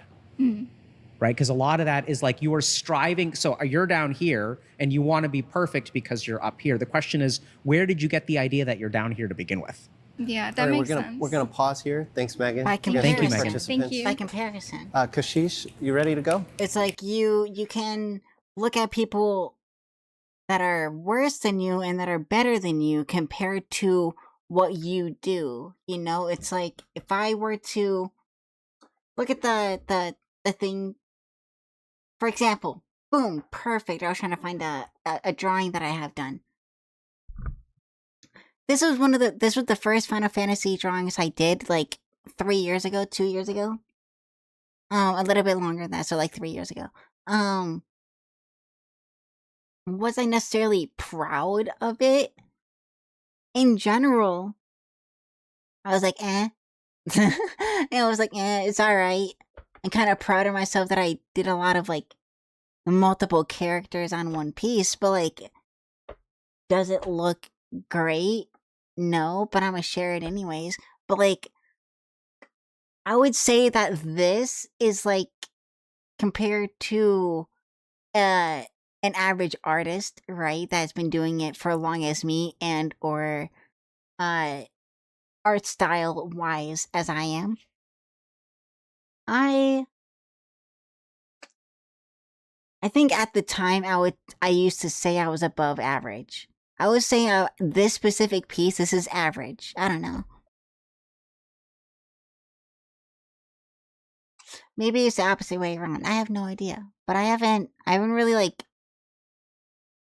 I can't really draw anymore either. I fell out of the depression of that, so Hello. Hi, I'm Kashish. Kashish Alok. Nice to meet you. like I can't. So I'm someone I who just also can't bring feels myself like to draw. no matter how much I accomplish, the bar is always raising. As if like if I get into the law school I want, the next thing is like I have to pass the bar, get a job, and it just keeps going and snowballing. So it's hard for me to feel satisfied with my success, and I think I've correlated my happiness with it from like the beginning. But I'm also very self-aware of it, so I'm not sure what should be Yeah, done. I'm self-aware of it. Yeah, so I'm not sure what should be done for people as like well. me who know the problem but are just unsure of how to go about it.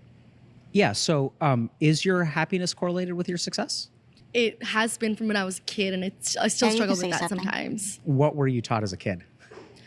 The better you are, the more people like you, in the sense of like I was always in the honors programs, getting first place in sports and everything, and it just kept getting reinforced because I think society rewards productivity and success more than just mental well-being or soft skills. Yeah. What would your parents say about mental well-being versus getting an A? I mean, they would ideally want me to score well, but my parents have never had as high expectations of me as I do of myself. So usually it's me where I would be like upset in second grade because I got a 9.5 out of 10. And they'd be like, oh, that's a great score. You're doing amazing. I just like couldn't believe that because it wasn't perfect. Do you want that to change? Mhm. I Yes. believe that. Are you sure? Yes. Why? Because it's Is that I don't think I feel too much like either my emotions are too strong or nothing at all. I feel an empty type of thing.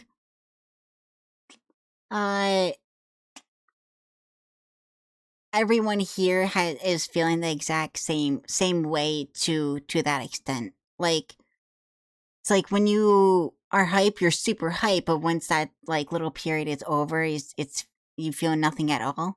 I feel that exact same way, but I've also gotten to the point, I would say semi recently since the start of this year, that it doesn't matter if I do something hype or not. I actually, it's like inside, I feel absolutely empty inside. Like I am it's not nothing, it's null. It doesn't exist, right? The things that I do like on stream and on camera, it is just me like hyping up and actually trying to like show emotion, even though like on the inside I actually feel completely nothing, right? So I understand what you're going through. I understand it, yeah. honestly miserable, always wanting to meet the next goal, and the goal is always going to keep raising. I don't think there's like a solution out of it. I see it as kind of like a circular problem where once I meet the goal, I just go to the next one and it just keeps going and going and going. And it seems like the only way out of it is getting rid of that attachment from success and happiness. So this is going to be a bit hard. So I'm going to ask you a question. Do you want this to change? I'm not sure, actually. There we go. Right. So I asked you, do you want it to change? And then you said yes. And now Yeah. I asked it again and you're saying, I'm not sure. So walk us through. Where's the conflict? The conflict is the reinforcement you get. Okay, so then it's not just me. Also, this grill is so draw, though I don't feel much from actually feeling my goals. from being successful and like gaining all of it, it just makes me feel more loved and desired or seen as well. And since I've think you need attached my worth to my react happiness to my to your achievements, it goals just feels more. like that's the only way for me to be happy. But I'm also very well aware Create that an that's emotion. not true. Very good. Okay, so now we come to a really interesting problem, which is that intellectually this is not good, Yes. right? But there is a part of you that still wants it, Yes. right? And as someone who had aspirations to go to Harvard myself, this is something that I struggled with a lot as well. But it comes down to the nature of happiness. So this is going to be a little bit different. But what is happiness? I feel like my answer would be like happiness is success, but not anymore. I'm trying to change that. No, don't change it. No, Okay. Yeah. So when you feel happy when you're successful? Yes. Okay. So right. So then, but what does success do in you that makes you happy? I think happiness, at least my definition at this moment, is the positive acceptance of the moment, because like happiness is a temporary feeling. It is always going to be a short-term feeling of feeling happy versus feeling content and like put together versus being grateful. Those are like three completely different things, but they're all positive emotions that have similar feelings to them. It's like happiness is more like in the moment. So my definition is just being accepted with the positive emotions in the moment. That's when I'm happy.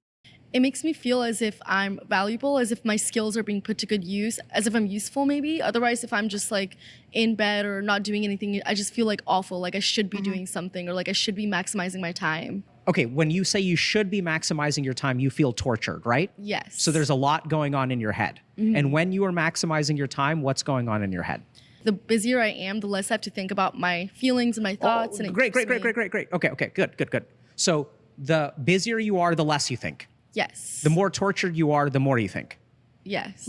Right? When we become content, I want everybody to think about this. I want something. Oh my God. I want this person to say yes when I ask them out on a date. I want to go to Harvard. I want to do this. I want to do this. Wanting. A lot of mental activity.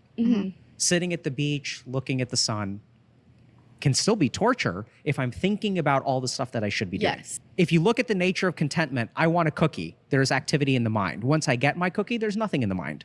There is a certain kind of thing that brings your mind to a calm state. And if you can duplicate that calm state without being dependent on success, then you will be happy. Sorry, we got to pause and move on to the next participant. No worries. But thank you, Kashish. Thank you. Thank you. Thank you.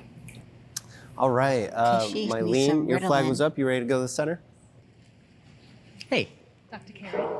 You're Dr. Carey. Yeah, I'll look. Mylene? Mylene. Nice to meet you, Mylene. Nice to meet you. Yes, I do believe that you can be productive and successful. And the reason that I say that is because I've dealt with suicidal ideation for the majority of my life, for as long as I could remember. Last year, I had a pretty Ideation's intention. bad episode. I could not get up out of my bed. I refused to do anything for myself. I lost a ton of muscle. I lost the ability to be confident in myself. But the one thing that I was able to do was take my dog out for a walk. Even if I'm going through what I'm going through, I'm not going to abandon my dog. I'm not going to abandon my partner. And I think that's a success, and I would like to bring this up because today, ironically, is my dad's birthday, and he did pass. And I wanted to share my story because I want to be productive. And by being here and talking about it, sharing and listening to people's stories, that's a goal that I have succeeded in by sitting here. Absolutely. Yeah. I mean, I think it sounds quite exhausting, actually, because I can see how hard you try.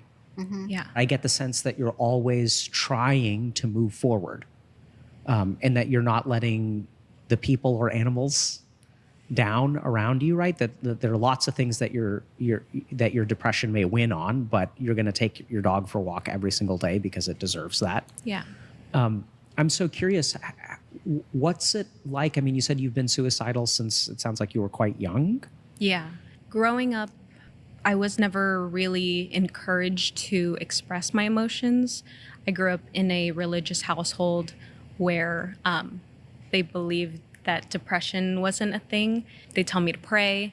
And, I have nothing against religion, but I also wanted to feel seen. The lack of that took a toll on me, and I bottled it all in. And since it's never been addressed, it's so heavy on your heart. And you mentioned it earlier that, it reflects on your body, and I feel it so much in like my chest and my heart, and it weighs heavy. And you have to put on this mask and just continue on as if you're okay. Yeah, so listening to your story, Mylene, I'm struck by something, I've seen, which is just so unfortunate as a psychiatrist, which is there's the burden of depression, and then there's the burden of not dealing with depression in the right way. So you actually carry two burdens, right? There's all of the negativity that maybe was there at baseline. And then there is the rejection from your family. There's the forcing yourself to put on a mask. There's pushing all those emotions down.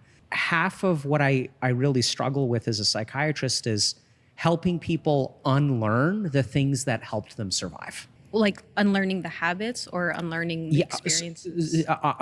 Both, but I was talking about more about the habits. So when you grow up with depression, you have to adapt to survive. Right. And then those adaptations sometimes become maladaptive later on. Yeah. But then the problem is you can't just take those away. Right. Right? Because if you take that away, you're left with nothing or too much emotion, or you're in bed all day, or all these kinds of things. Yeah. And that's why it's so tricky that you have to unlearn something while learning something else. And it's really hard. Yeah. It's very, very that's why difficult. I focus on it's that's the healthiest way to do it, and it's the hardest way to do it. And it's so risky if you just completely force yourself to unlearn this bad habit, like something normie, doom scrolling on your phone when you first wake up because you're too tired to actually get up out of bed, so you're just gonna go on your phone, and now you're in bed for however long. For me, it's not that long, but for other people that I've heard, it can last up to hours in bed as soon as you wake up, right? But trying to unlearn that habit and trying to develop it into a new one immediately or while you're unlearning that habit, it is such a difficult thing. I would personally recommend not completely unlearning this single habit and replacing it with a new one after you don't feel the satisfaction or the need to open up your phone and doom scroll, right? Whatever thing you need to do to unhabit this habit, either it's putting your phone away, put your phone somewhere else. This also goes good for alarms. If you have trouble waking up with your alarm, put it farther away. Because for me, I had trouble waking up to alarms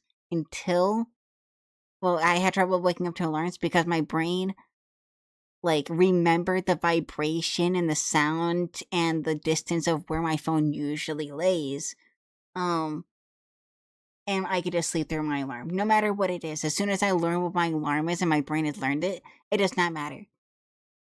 I don't have a problem with it now, but one thing that I did is just having my phone slightly farther away, in an elevated place, so it plays the same sound or same vibrations, but a simple... It's just simply just a different version of it, so your brain is tricked to actually get up and actually stop it, and then you can, instead of doom scrolling, you can now start your day. It's one thing. It's instead of doom scrolling, make sure you wake up. It's different. Alignment. You have to align your That's just habits a surface with your goals. level. Even if I'm Explanation. unhappy at that moment, if I change that habit, it'll change the outcome and the result of how I feel about what comes out of it all. Does that work? It's worked so far. We have to pause here because we're out of time. Thank you. Thank you, Mylene. Thank you. My final surrounded claim is that if therapy didn't work for you before, it doesn't mean that nothing will. Alexandra, are you ready to go this? If therapy didn't work for you before, it doesn't mean that nothing will. I believe in that.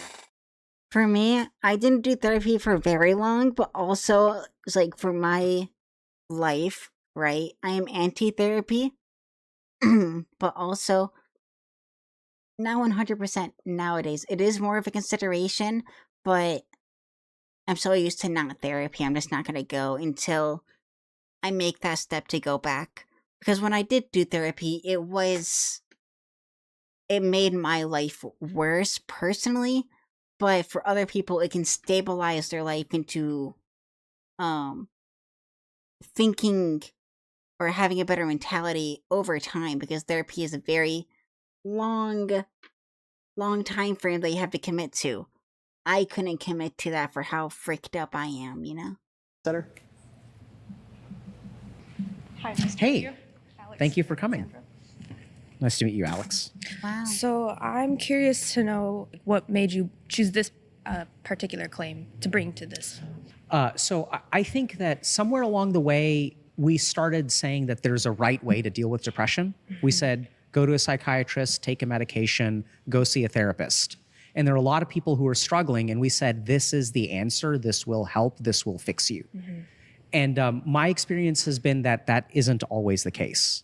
And there's a ton of new research, the wildest of which, weirdest trial I've seen to date is for a stool transplant, which is what it sounds like. We take stool from one human being, and then we transplant that stool into another human being. Real. And it turns out, it turns out that this has been shown to improve depression because the bacteria in your gut produce tryptophan, and tryptophan is a serotonin precursor. And when we boost serotonin transmission in the brain, it sometimes helps people with depression. For far too long, I think we've assumed that depression is a mental illness, whereas I think there's a lot of physiology to it. And so I think there's still a lot of options out there. Yeah, I mean, I know there's only I so think much physical that I'm not 100% about depression is also a physical trait. I think the signs of depression can be shown through physical traits, but I don't think the mental illness, depression, is a physical trait. Even though you can show it physically and you can do physical things to cause a mental reaction, I'm a hear him out. psychiatrists or psychologists can do when you're in therapy. They only have an hour to diagnose, quickly treat, or figure out something, a quick solution for them in and out, especially like in America for healthcare and stuff like that. But what kind of protocols do you think would help other people who are struggling that maybe aren't seen, or like instead of just, oh, here's a medication, try this and see what happens? And what are the like traits that you would say, oh, this person would need something else? So one thing that's really interesting is there's evidence of inflammation in the brain with depression. So as your inflammation level goes down, there is a good chance that depression improves. There are studies that, one study from 2003 found that exercise was just as effective as therapy in treating depression. It certainly helps some. Is kind of I think OP. there's a new I 100% wave of recommend trying it. evidence-based psychotherapies, what we call the third wave. These are basically like the Eastern things. So mindfulness, a big thing that I think people can learn how to do, this is a skill, is to be cognitively flexible. So oftentimes in depression, our mind thinks one way, and then we think to ourselves, that's the way that it thinks. Learning to CBT think, therapy. not necessarily CBT, but CBT is a portion of this, literally Cognitive holding contrary views at the same time. So even though if I break up with someone, I may think to myself, I'll be alone for the rest of my life, and this was a terrible waste of my time. At the same time, it can also be true that one relationship gives you more experience to be successful at the other one. So holding contrary claims is another really big thing.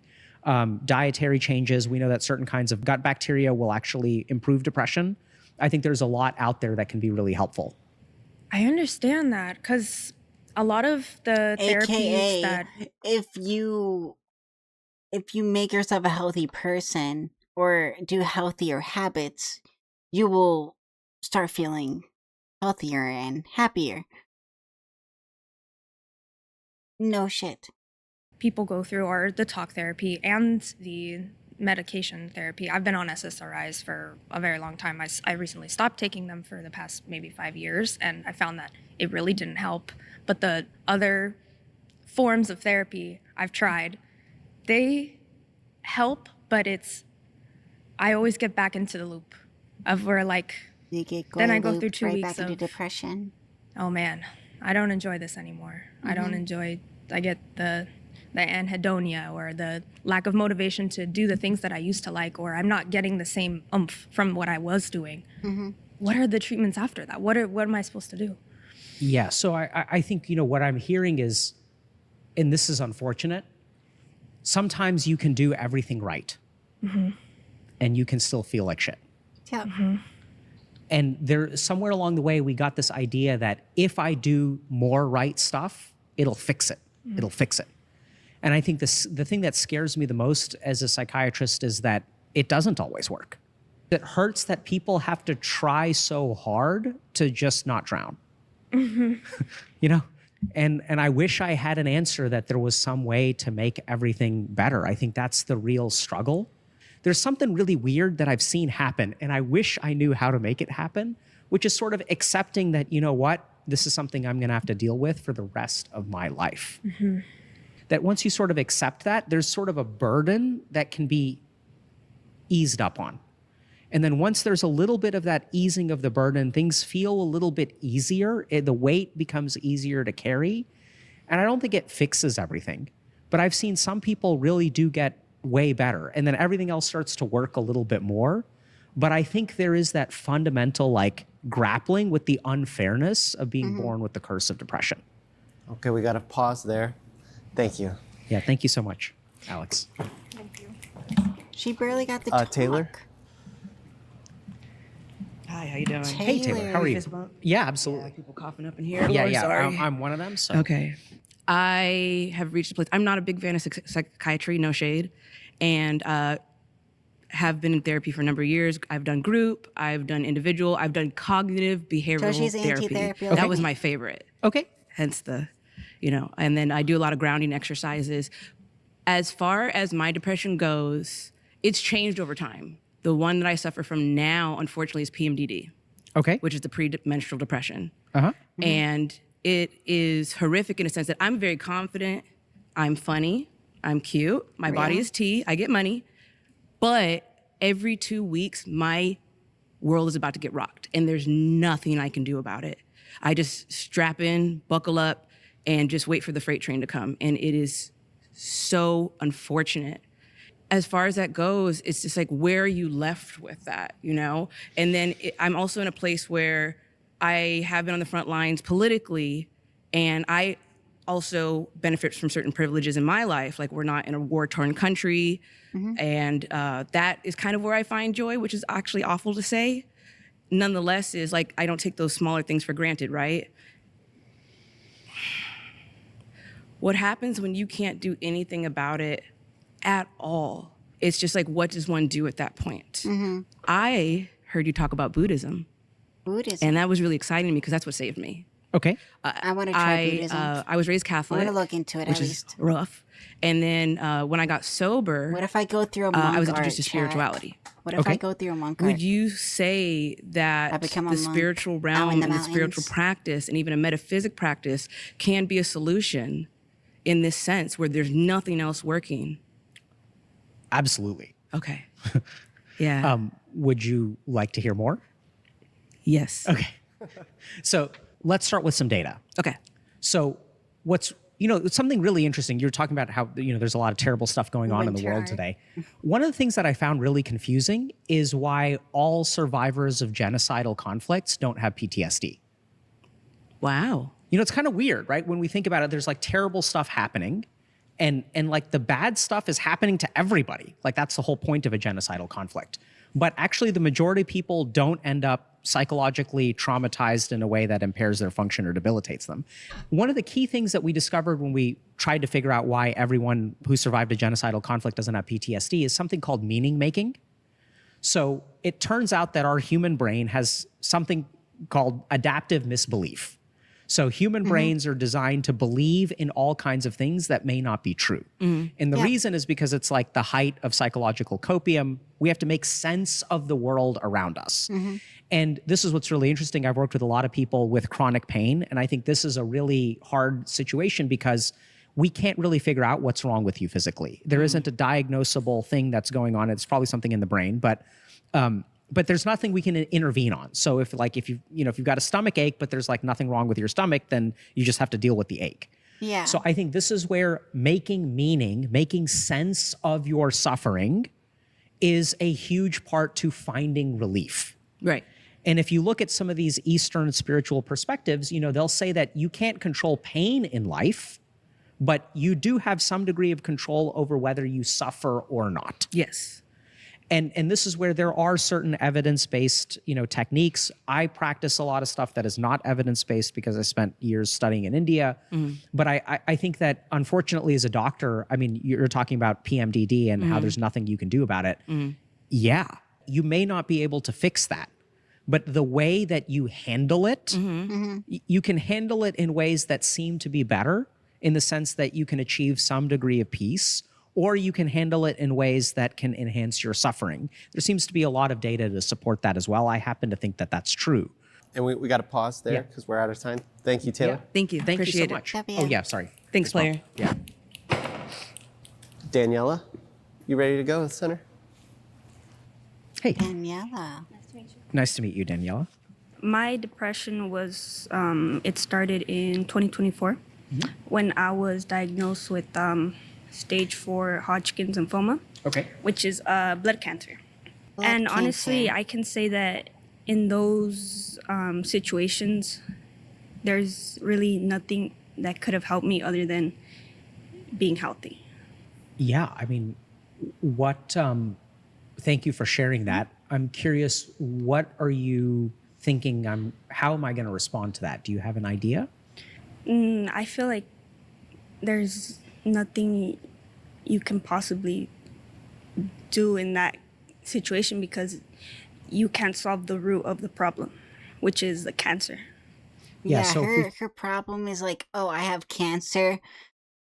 Frick my life, which I understand. I couldn't imagine. It's like, chat. Imagine the next time you go to your checkup of your doctor. For guys, it's like every 14 years. And they just be like, you have cancer now. Or it's like they just diagnose you with some bullshit cancer and you just can't do anything about it. And it's like, oh, you have if this spreads too much, we have to amputate whatever the fuck or whichever cancer it is. You still have cancer. I'm like, what the frick? It's like, and you get so down because of it. It's like, I don't understand. It's like, I understand the panic and the hopelessness of it. And this one thing has happened in my life, and it doesn't even have to be cancer. It could be an event that's in your life. That oh, this is the root of the problem. It's now time passed, and you can't really do anything about it because this thing still happened. So, how do I get over it? And how do I not necessarily get over it, but to turn it into something positive or to replace it with something positive to make me not as depressed. You know? And I agree with you. There's tons of research that shows that people who are diagnosed with cancer experience depression. Interesting thing is that's not just a psychological thing, it's also a physiologic thing. Because in stage 4 cancer, your immune system is going whack, there's inflammation in the brain. And I think that this is you're right that if you are diagnosed with something that could be a terminal illness, that the most natural reaction is to be depressed. I think that we also have, you know, a subspecialty of psychiatry of trying to help patients with cancer. You know, sometimes we help people cope with the prospect of death. We help them grieve the life that they could have lived, which they no longer get to because of cancer. And I'd like to think that we're able to alleviate their suffering in some way. But I would not, I mean, when you're someone who's been diagnosed with stage 4 cancer at quite a young age, I can't imagine that anything is going to fix that except for exactly what you said. So would you say in those situations, therapy and psychiatry is kind of pointless? Well, so that I would say no, and I think there are plenty of patients I've worked with who would agree. I think it depends on define pointless.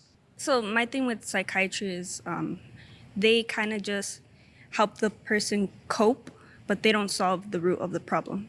Even not just in like cancer, but in other situations. Yeah, so I think when psychiatry, in some cases where it's practiced poorly, that's what we do. So I think psychiatry is a field, I think we made kind of a, I don't know if this is a mistake. It feels like a mistake to me that we stopped accepting responsibility for patients' happiness. We started saying that we can teach you coping skills, that that's the best that we can do. We can't actually improve your life. We can just improve the way that you cope with your life. I don't think that we do that all the time, but I think it happens way too much. I think psychiatry as a field will throw in the towel very easily. And that too is not necessarily our fault because I think there's a lot of stuff that we can't control, like we can't cure people's cancer necessarily. But I do think that psychiatry, when it's practiced in the best way, is not about coping. Coping is just what we do to help people put the fires out. Then you get to the real work. I think coping is not the last step, it's the first step. I'm sorry, we have to pause there and switch participants. That is but thank you. based. Coping is the first step. And then Sterling, once you are let you ready the to go? fire out, you can now start building the Hello. foundation Hi, of your my new name's home. Sterling. I use they, them pronouns. Okay. Nice to meet you, Sterling. Nice to Thank you meet for you sharing too. your pronouns. Yeah, happily. So something for me is I think therapy is like a good avenue and psychiatry is a good door to open it up. But I feel like there's outside components that need to be done, at least in my personal experience, to like continue like growing positive mental health. Can you share more about that? Yeah, like I do think like mental health and physical health is tied. So like sometimes it is internal as well as like outternal, like your mental health versus your body trying to heal like old scars or old traumas and just finding the balance between like what can really make you happy and bring you the peace and joy that you're like looking for long term. Yeah, I mean, I completely agree. So I think that, you know, when you say psychiatry is a start, I think there is a portion of things that we can do. And I think what we're discovering is that a lot of your mental functioning, my mental functioning, our brain exists within a body. Yeah. And the nature of the body can profoundly affect the mind. You know, I learned this when I went to India and I started studying yoga. I was in a really bad mental space. Sure. And there's a lot of evidence that shows that when we do some of these mind-body practices like yoga or Tai Chi, it rewires our nervous system, which will then affect our mind. So I completely agree with you. Yeah. And yeah.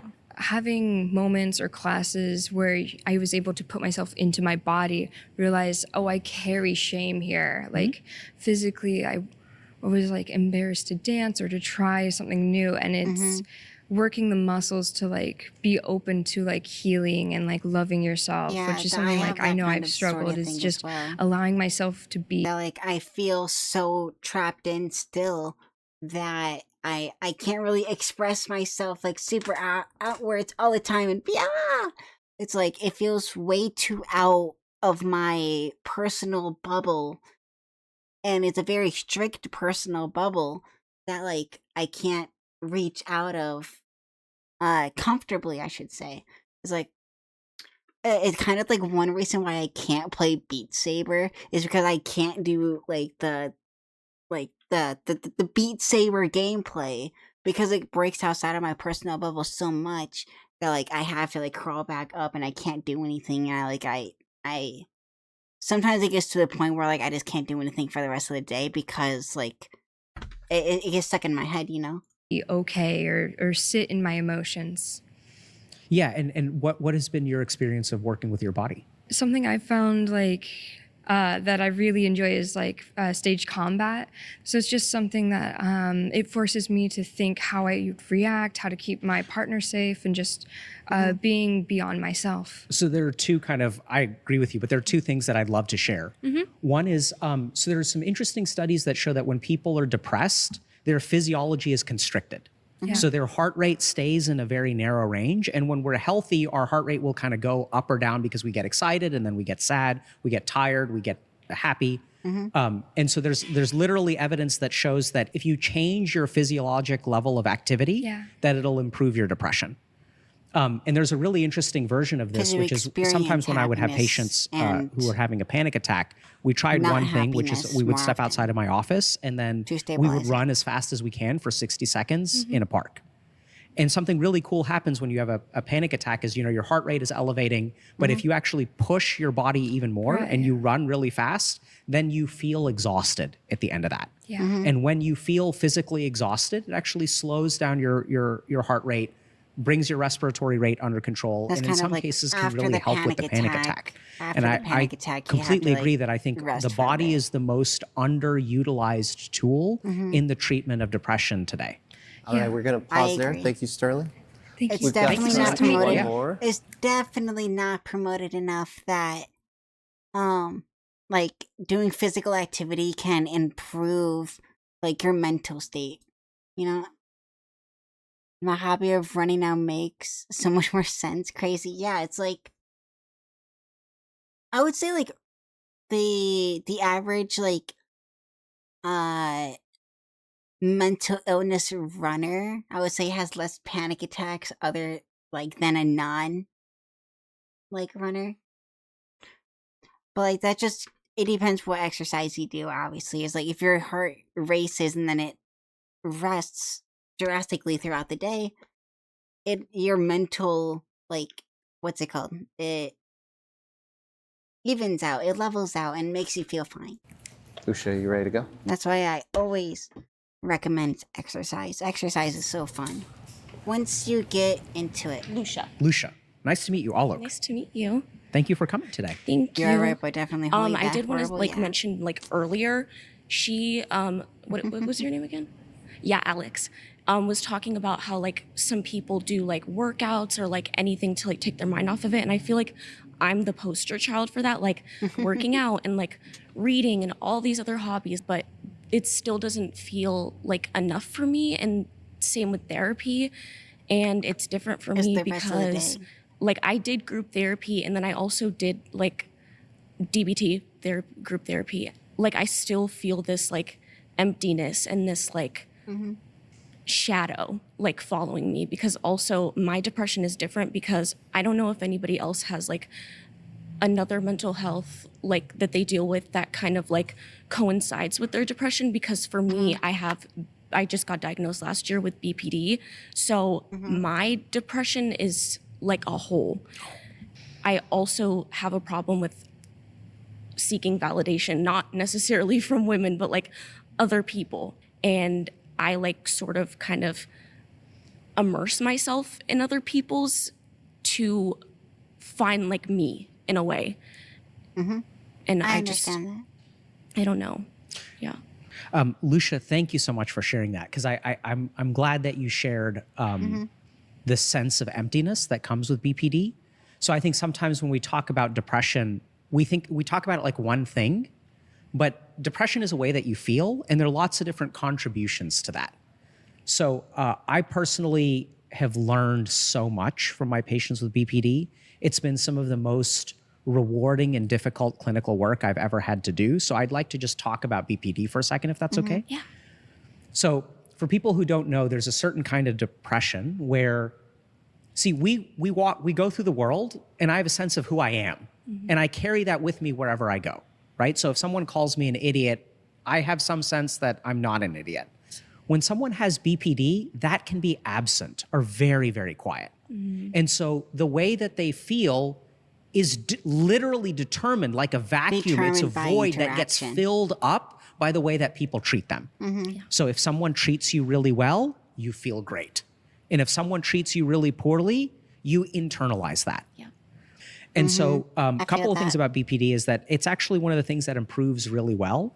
So I think like at 16 years out from diagnosis, 95+% of people actually won't qualify for the diagnosis anymore. So it is something that can get healed.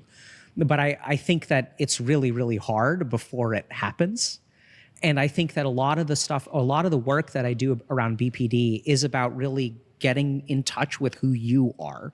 It feels empty. It feels like a void.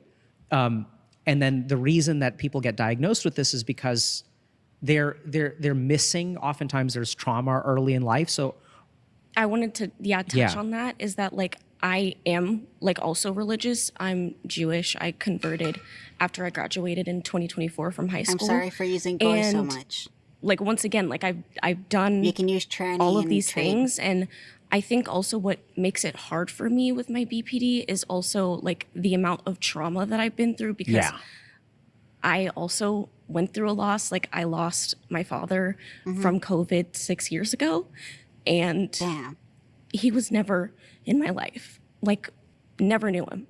And I also do seek my validation from relationships because I've never had that father figure before. Of course. And it's like the abandonment and of everything. And that's why also like I sought conversion also to like help me move through it. But like yet again, like it still feels like there isn't that like light for me because of how much like other trauma that I've experienced too. And I think that that's what's really hard. So the thing is, since there's that kind of void inside, I don't know if this makes sense. Yeah. The hopelessness can fill up that void.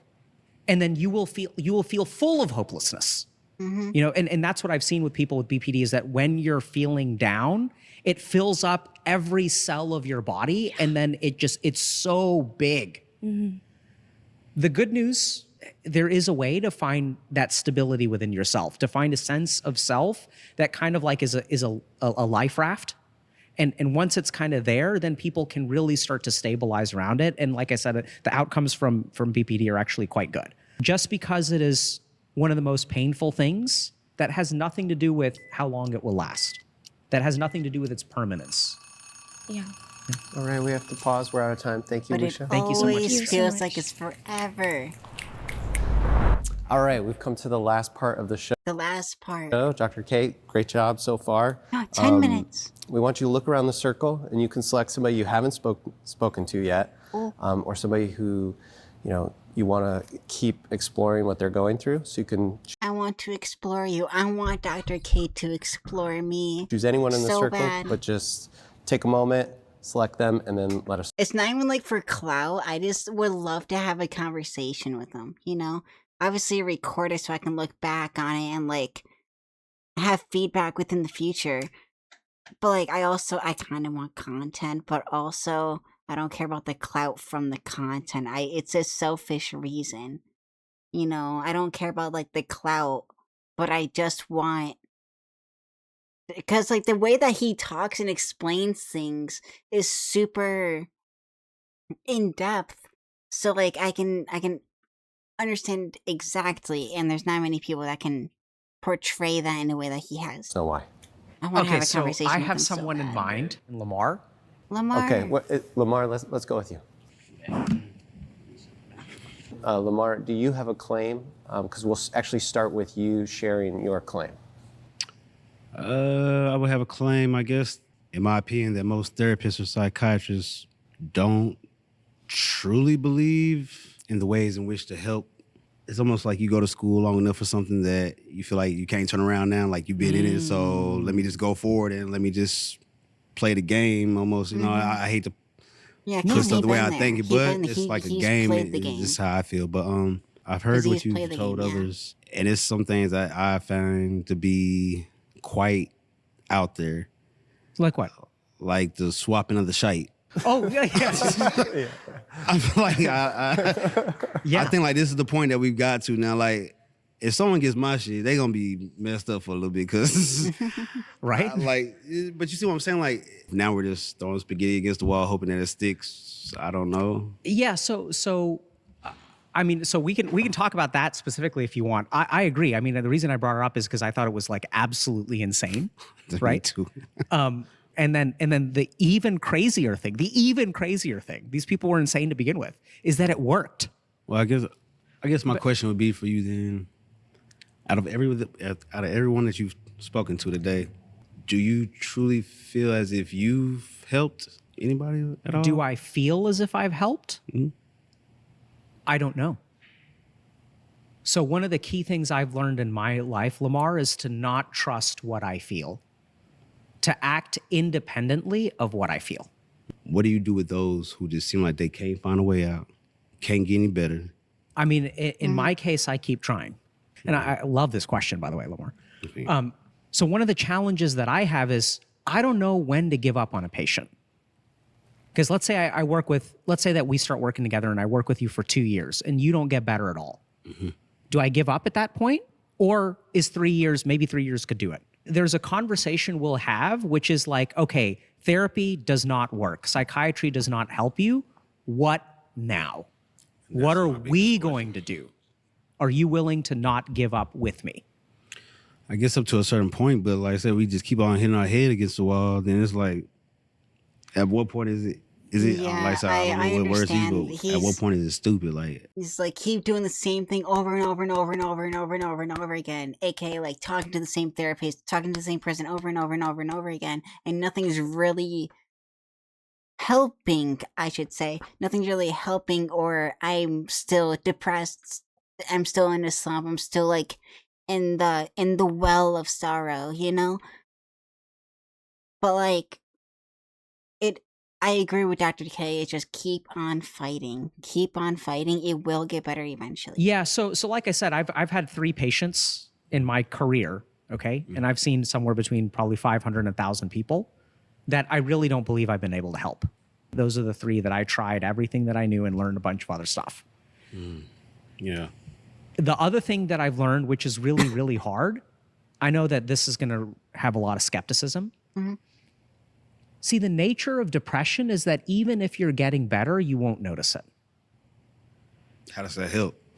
If you don't notice that you're not getting better, how does that help? Because you are getting better. So I'll give you a really, this is weird, right? I know this is weird. So Twilight Zone. I had a You'll patient. never know when you're better until you're better.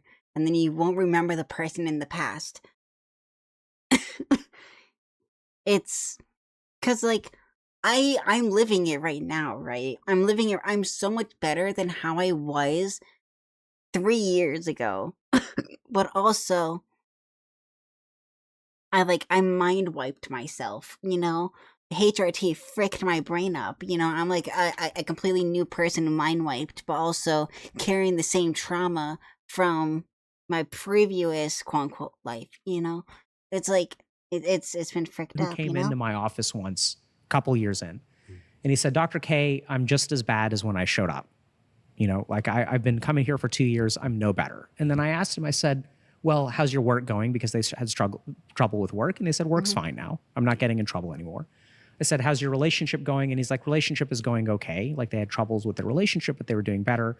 They started taking their cholesterol medication. There were many things in their life that had improved, but they didn't feel like it had improved. And then I told him that day, I said, you know, I think you're not depressed. I think you're unhappy. And there's a big difference between those two things. Doesn't one lead to the other? I mean, we would hope so, right? Yeah. And I think the two are connected. And one of the interesting things is that if you weren't in therapy, would you potentially be worse? It's hard to say because I've taken therapy and it feels like, you know what I mean? Like Lamar, like it's like a hydra, almost like one head, chop one off, and 2 more grow back. Like, and so that I think you're dealing with a profound sense of skepticism. I wouldn't even call it hopeless, but I think you've learned that nothing seems to help. Like I said before, I think the biggest problem that people have had dealing with you is that they label you really fast and they think they know what will help. Yeah, I think so too. But I've seen too many people in your situation who have gotten better. And so I stupidly, foolishly, I know it's dumb, I choose to keep trying because when I'm hopeless, I could be wrong. And when I'm hopeful, I could be wrong too. So then we're left with one basic question, which is when we don't know what's going to work. We don't know. Is it going to work? Is it not going to work? How are you going to respond to that uncertainty? I don't think there's no direct answer to any of that. Like, I think at this point, I just roll with punches. Like, I just rock with punches at this point. I'm really running off of fumes in this last little bit of my life. Like, Close, you know? I truly believe that. So, Row the boat where the river Yeah, I mean, you've been flows. running on fumes for a long time. They can carry you way farther than you may have ever realized, which is what's insane, dude. I think, but see, that's the point. It used to be, I persevere through it. Like, no matter what happens, as long as I'm breathing, I keep on going. But at this point now, I done hype myself up. Doesn't work. Doesn't work no more. It ain't always rainbows and gumdrops. Like, I mean, the world is really shitty. Like, it's not. When was the last time it was rainbows? Can you even remember? Nah, actually, like, I've been in survival mode so long that when I see something that may potentially be a happy moment, I shun away from that shit because I feel like it's a fleeting moment. Like, it's not for me. Oh, wow. Yeah, I'm not gonna lie. So even if there's a fleeting moment of happiness, you turn away from it? I turn away from it because I've been dealt shitty hands. You know what I mean? Like, when the sky starts to open up, the sun comes out, I'm looking at like, nah, where's the rain cloud at? So like, relatable. I damn, how understand this it. cause why everybody's like this. I've learned to force myself to take those happy moments. I used to be that way in middle school to high school, a little bit out of graduation. You know, I was like that for so long that like I just did not care to do a single happy opportunity that would make me happy because I wanted my career to be good. But also I feel like if I were to do those things that would make me happy, quote unquote happy, I would say happy. Better. Let's just say that. Better. At the time, maybe things would have worked out in the things that I would want, you know? But I don't know.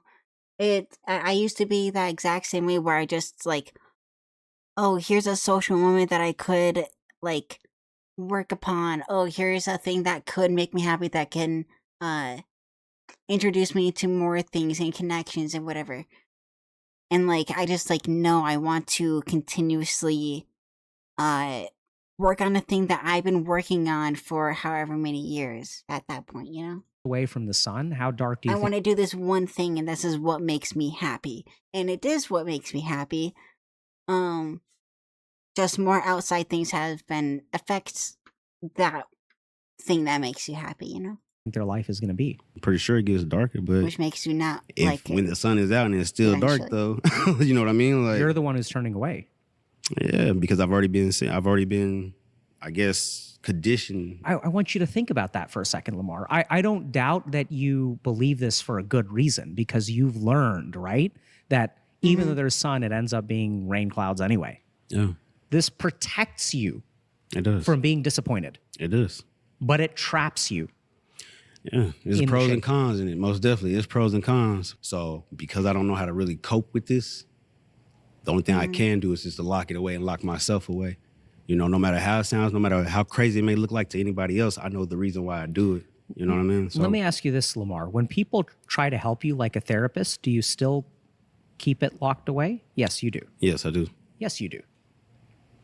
Now we have another problem, which is that there are people around who want to carry it with you, but you won't give us a chance. No. Because I've tried that before. You have? I've tried, but I always got rejected. I always caught the bad hand of it all. So after a while of getting your hand hit too many times, you don't want to put your hand out there no more. Yeah, you don't want to. What was it like for you to come here today? Hard, like real hard, like crowds and groups and shit. Like, I don't do that. What do you think that some of these people who are sitting around us, what do you think they think about you? I guess some would say it's brave. I guess some would say whatever, but I honestly don't know. I don't. And really if they think did, about such if they things. did think that you were brave, I guess at this point it wouldn't matter because I've been called brave for other things. Do you run away from it? Do I run away from it? Respect from other people, appreciation. Yes, I do actually, because like I say, it's not turning not away a from the slew of sun. it. Yeah, it's not an everyday occurrence. So to me, it's a fluke. It feels like a fluke. You know what I mean? I don't know how to put it, but I just don't feel like it's real, like it's based in reality for me. Yeah, I get it. Let me tell you, I felt better being in the war zone than when I left the war zone, only because it's not fake. If you don't like me, you don't like me. If I don't like you, I don't like you. But there's no fakeness in between it. I get more scared being out of war because of all the masks that being worn by people. You know what I'm saying? So Yeah, that's to another not reason why trust I anyone just... and It's simpler over everyone's there. fake and everything it's like that. way simpler over there. And I think it's not so much the war that has people messed up. I think it's just being in that situation so much that it becomes like home to you. It becomes like something that you need. I had a sense of worth. But when I got out, I don't know what changed. I try to be that Marine that comes back. It's just shitty, man. It's just shitty. It's not what was told to me. Like, you do this, get Can the you honorable not discharge, relist? and America take care of you. Like, all this type of Can you stuff. So not I've go been back? fed all this. I believed it wholeheartedly. There we go. Like, I held on to that hope. Just to be fucking shattered, man. Just to be shattered in a way that touched with my Achilles heel. Like, I've never been touched like that before. Like, hurt, all that type of stuff. After serving and doing all this, just to be tossed away. Ain't nothing you can really tell me at this point, because now I'm pissed. I'm in piss mode, really. I'm pissed. You feel me? I'm beyond pissed. Mm-hmm. So when you try to come in with the niceness, okay, that's cool. But in my mind, that shit temporary. We ain't got no connection like that. You're a good person. You're a good dude. I'm sure everybody's good in here. But at the end of the day, just me personally, just the way my life has gone. He Nah, hasn't man, it's found just trust in a ain't for me right person. now. I'm I glad you're completely sharing. understand that. And like, I'm very lucky to have someone after so long of actually, like, I can completely open up to this one friend, you know? But it took me however many years. It's taken this guy however many years to even get to this point, right? But also, having that one person that you can literally say anything to and they can listen, they can help you, they can give you advice, they can just listen, they can react, they can do it.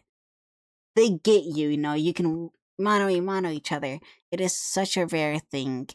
And it's such a hard thing to develop within a friend. Because not everyone is down for that nowadays. Like, even like older folk, even like older folk nowadays are still on edge about other people. And I can't tell anyone how to trust someone. It is your own self-respect towards one another, and you have to trust that they respect that towards you. And your own depiction of them trusting you as much as you trust them is completely different from each person's interaction. For me, for my way I can trust someone is different than you can. So, and for this person is super, super strict. Mine is pretty strict as well.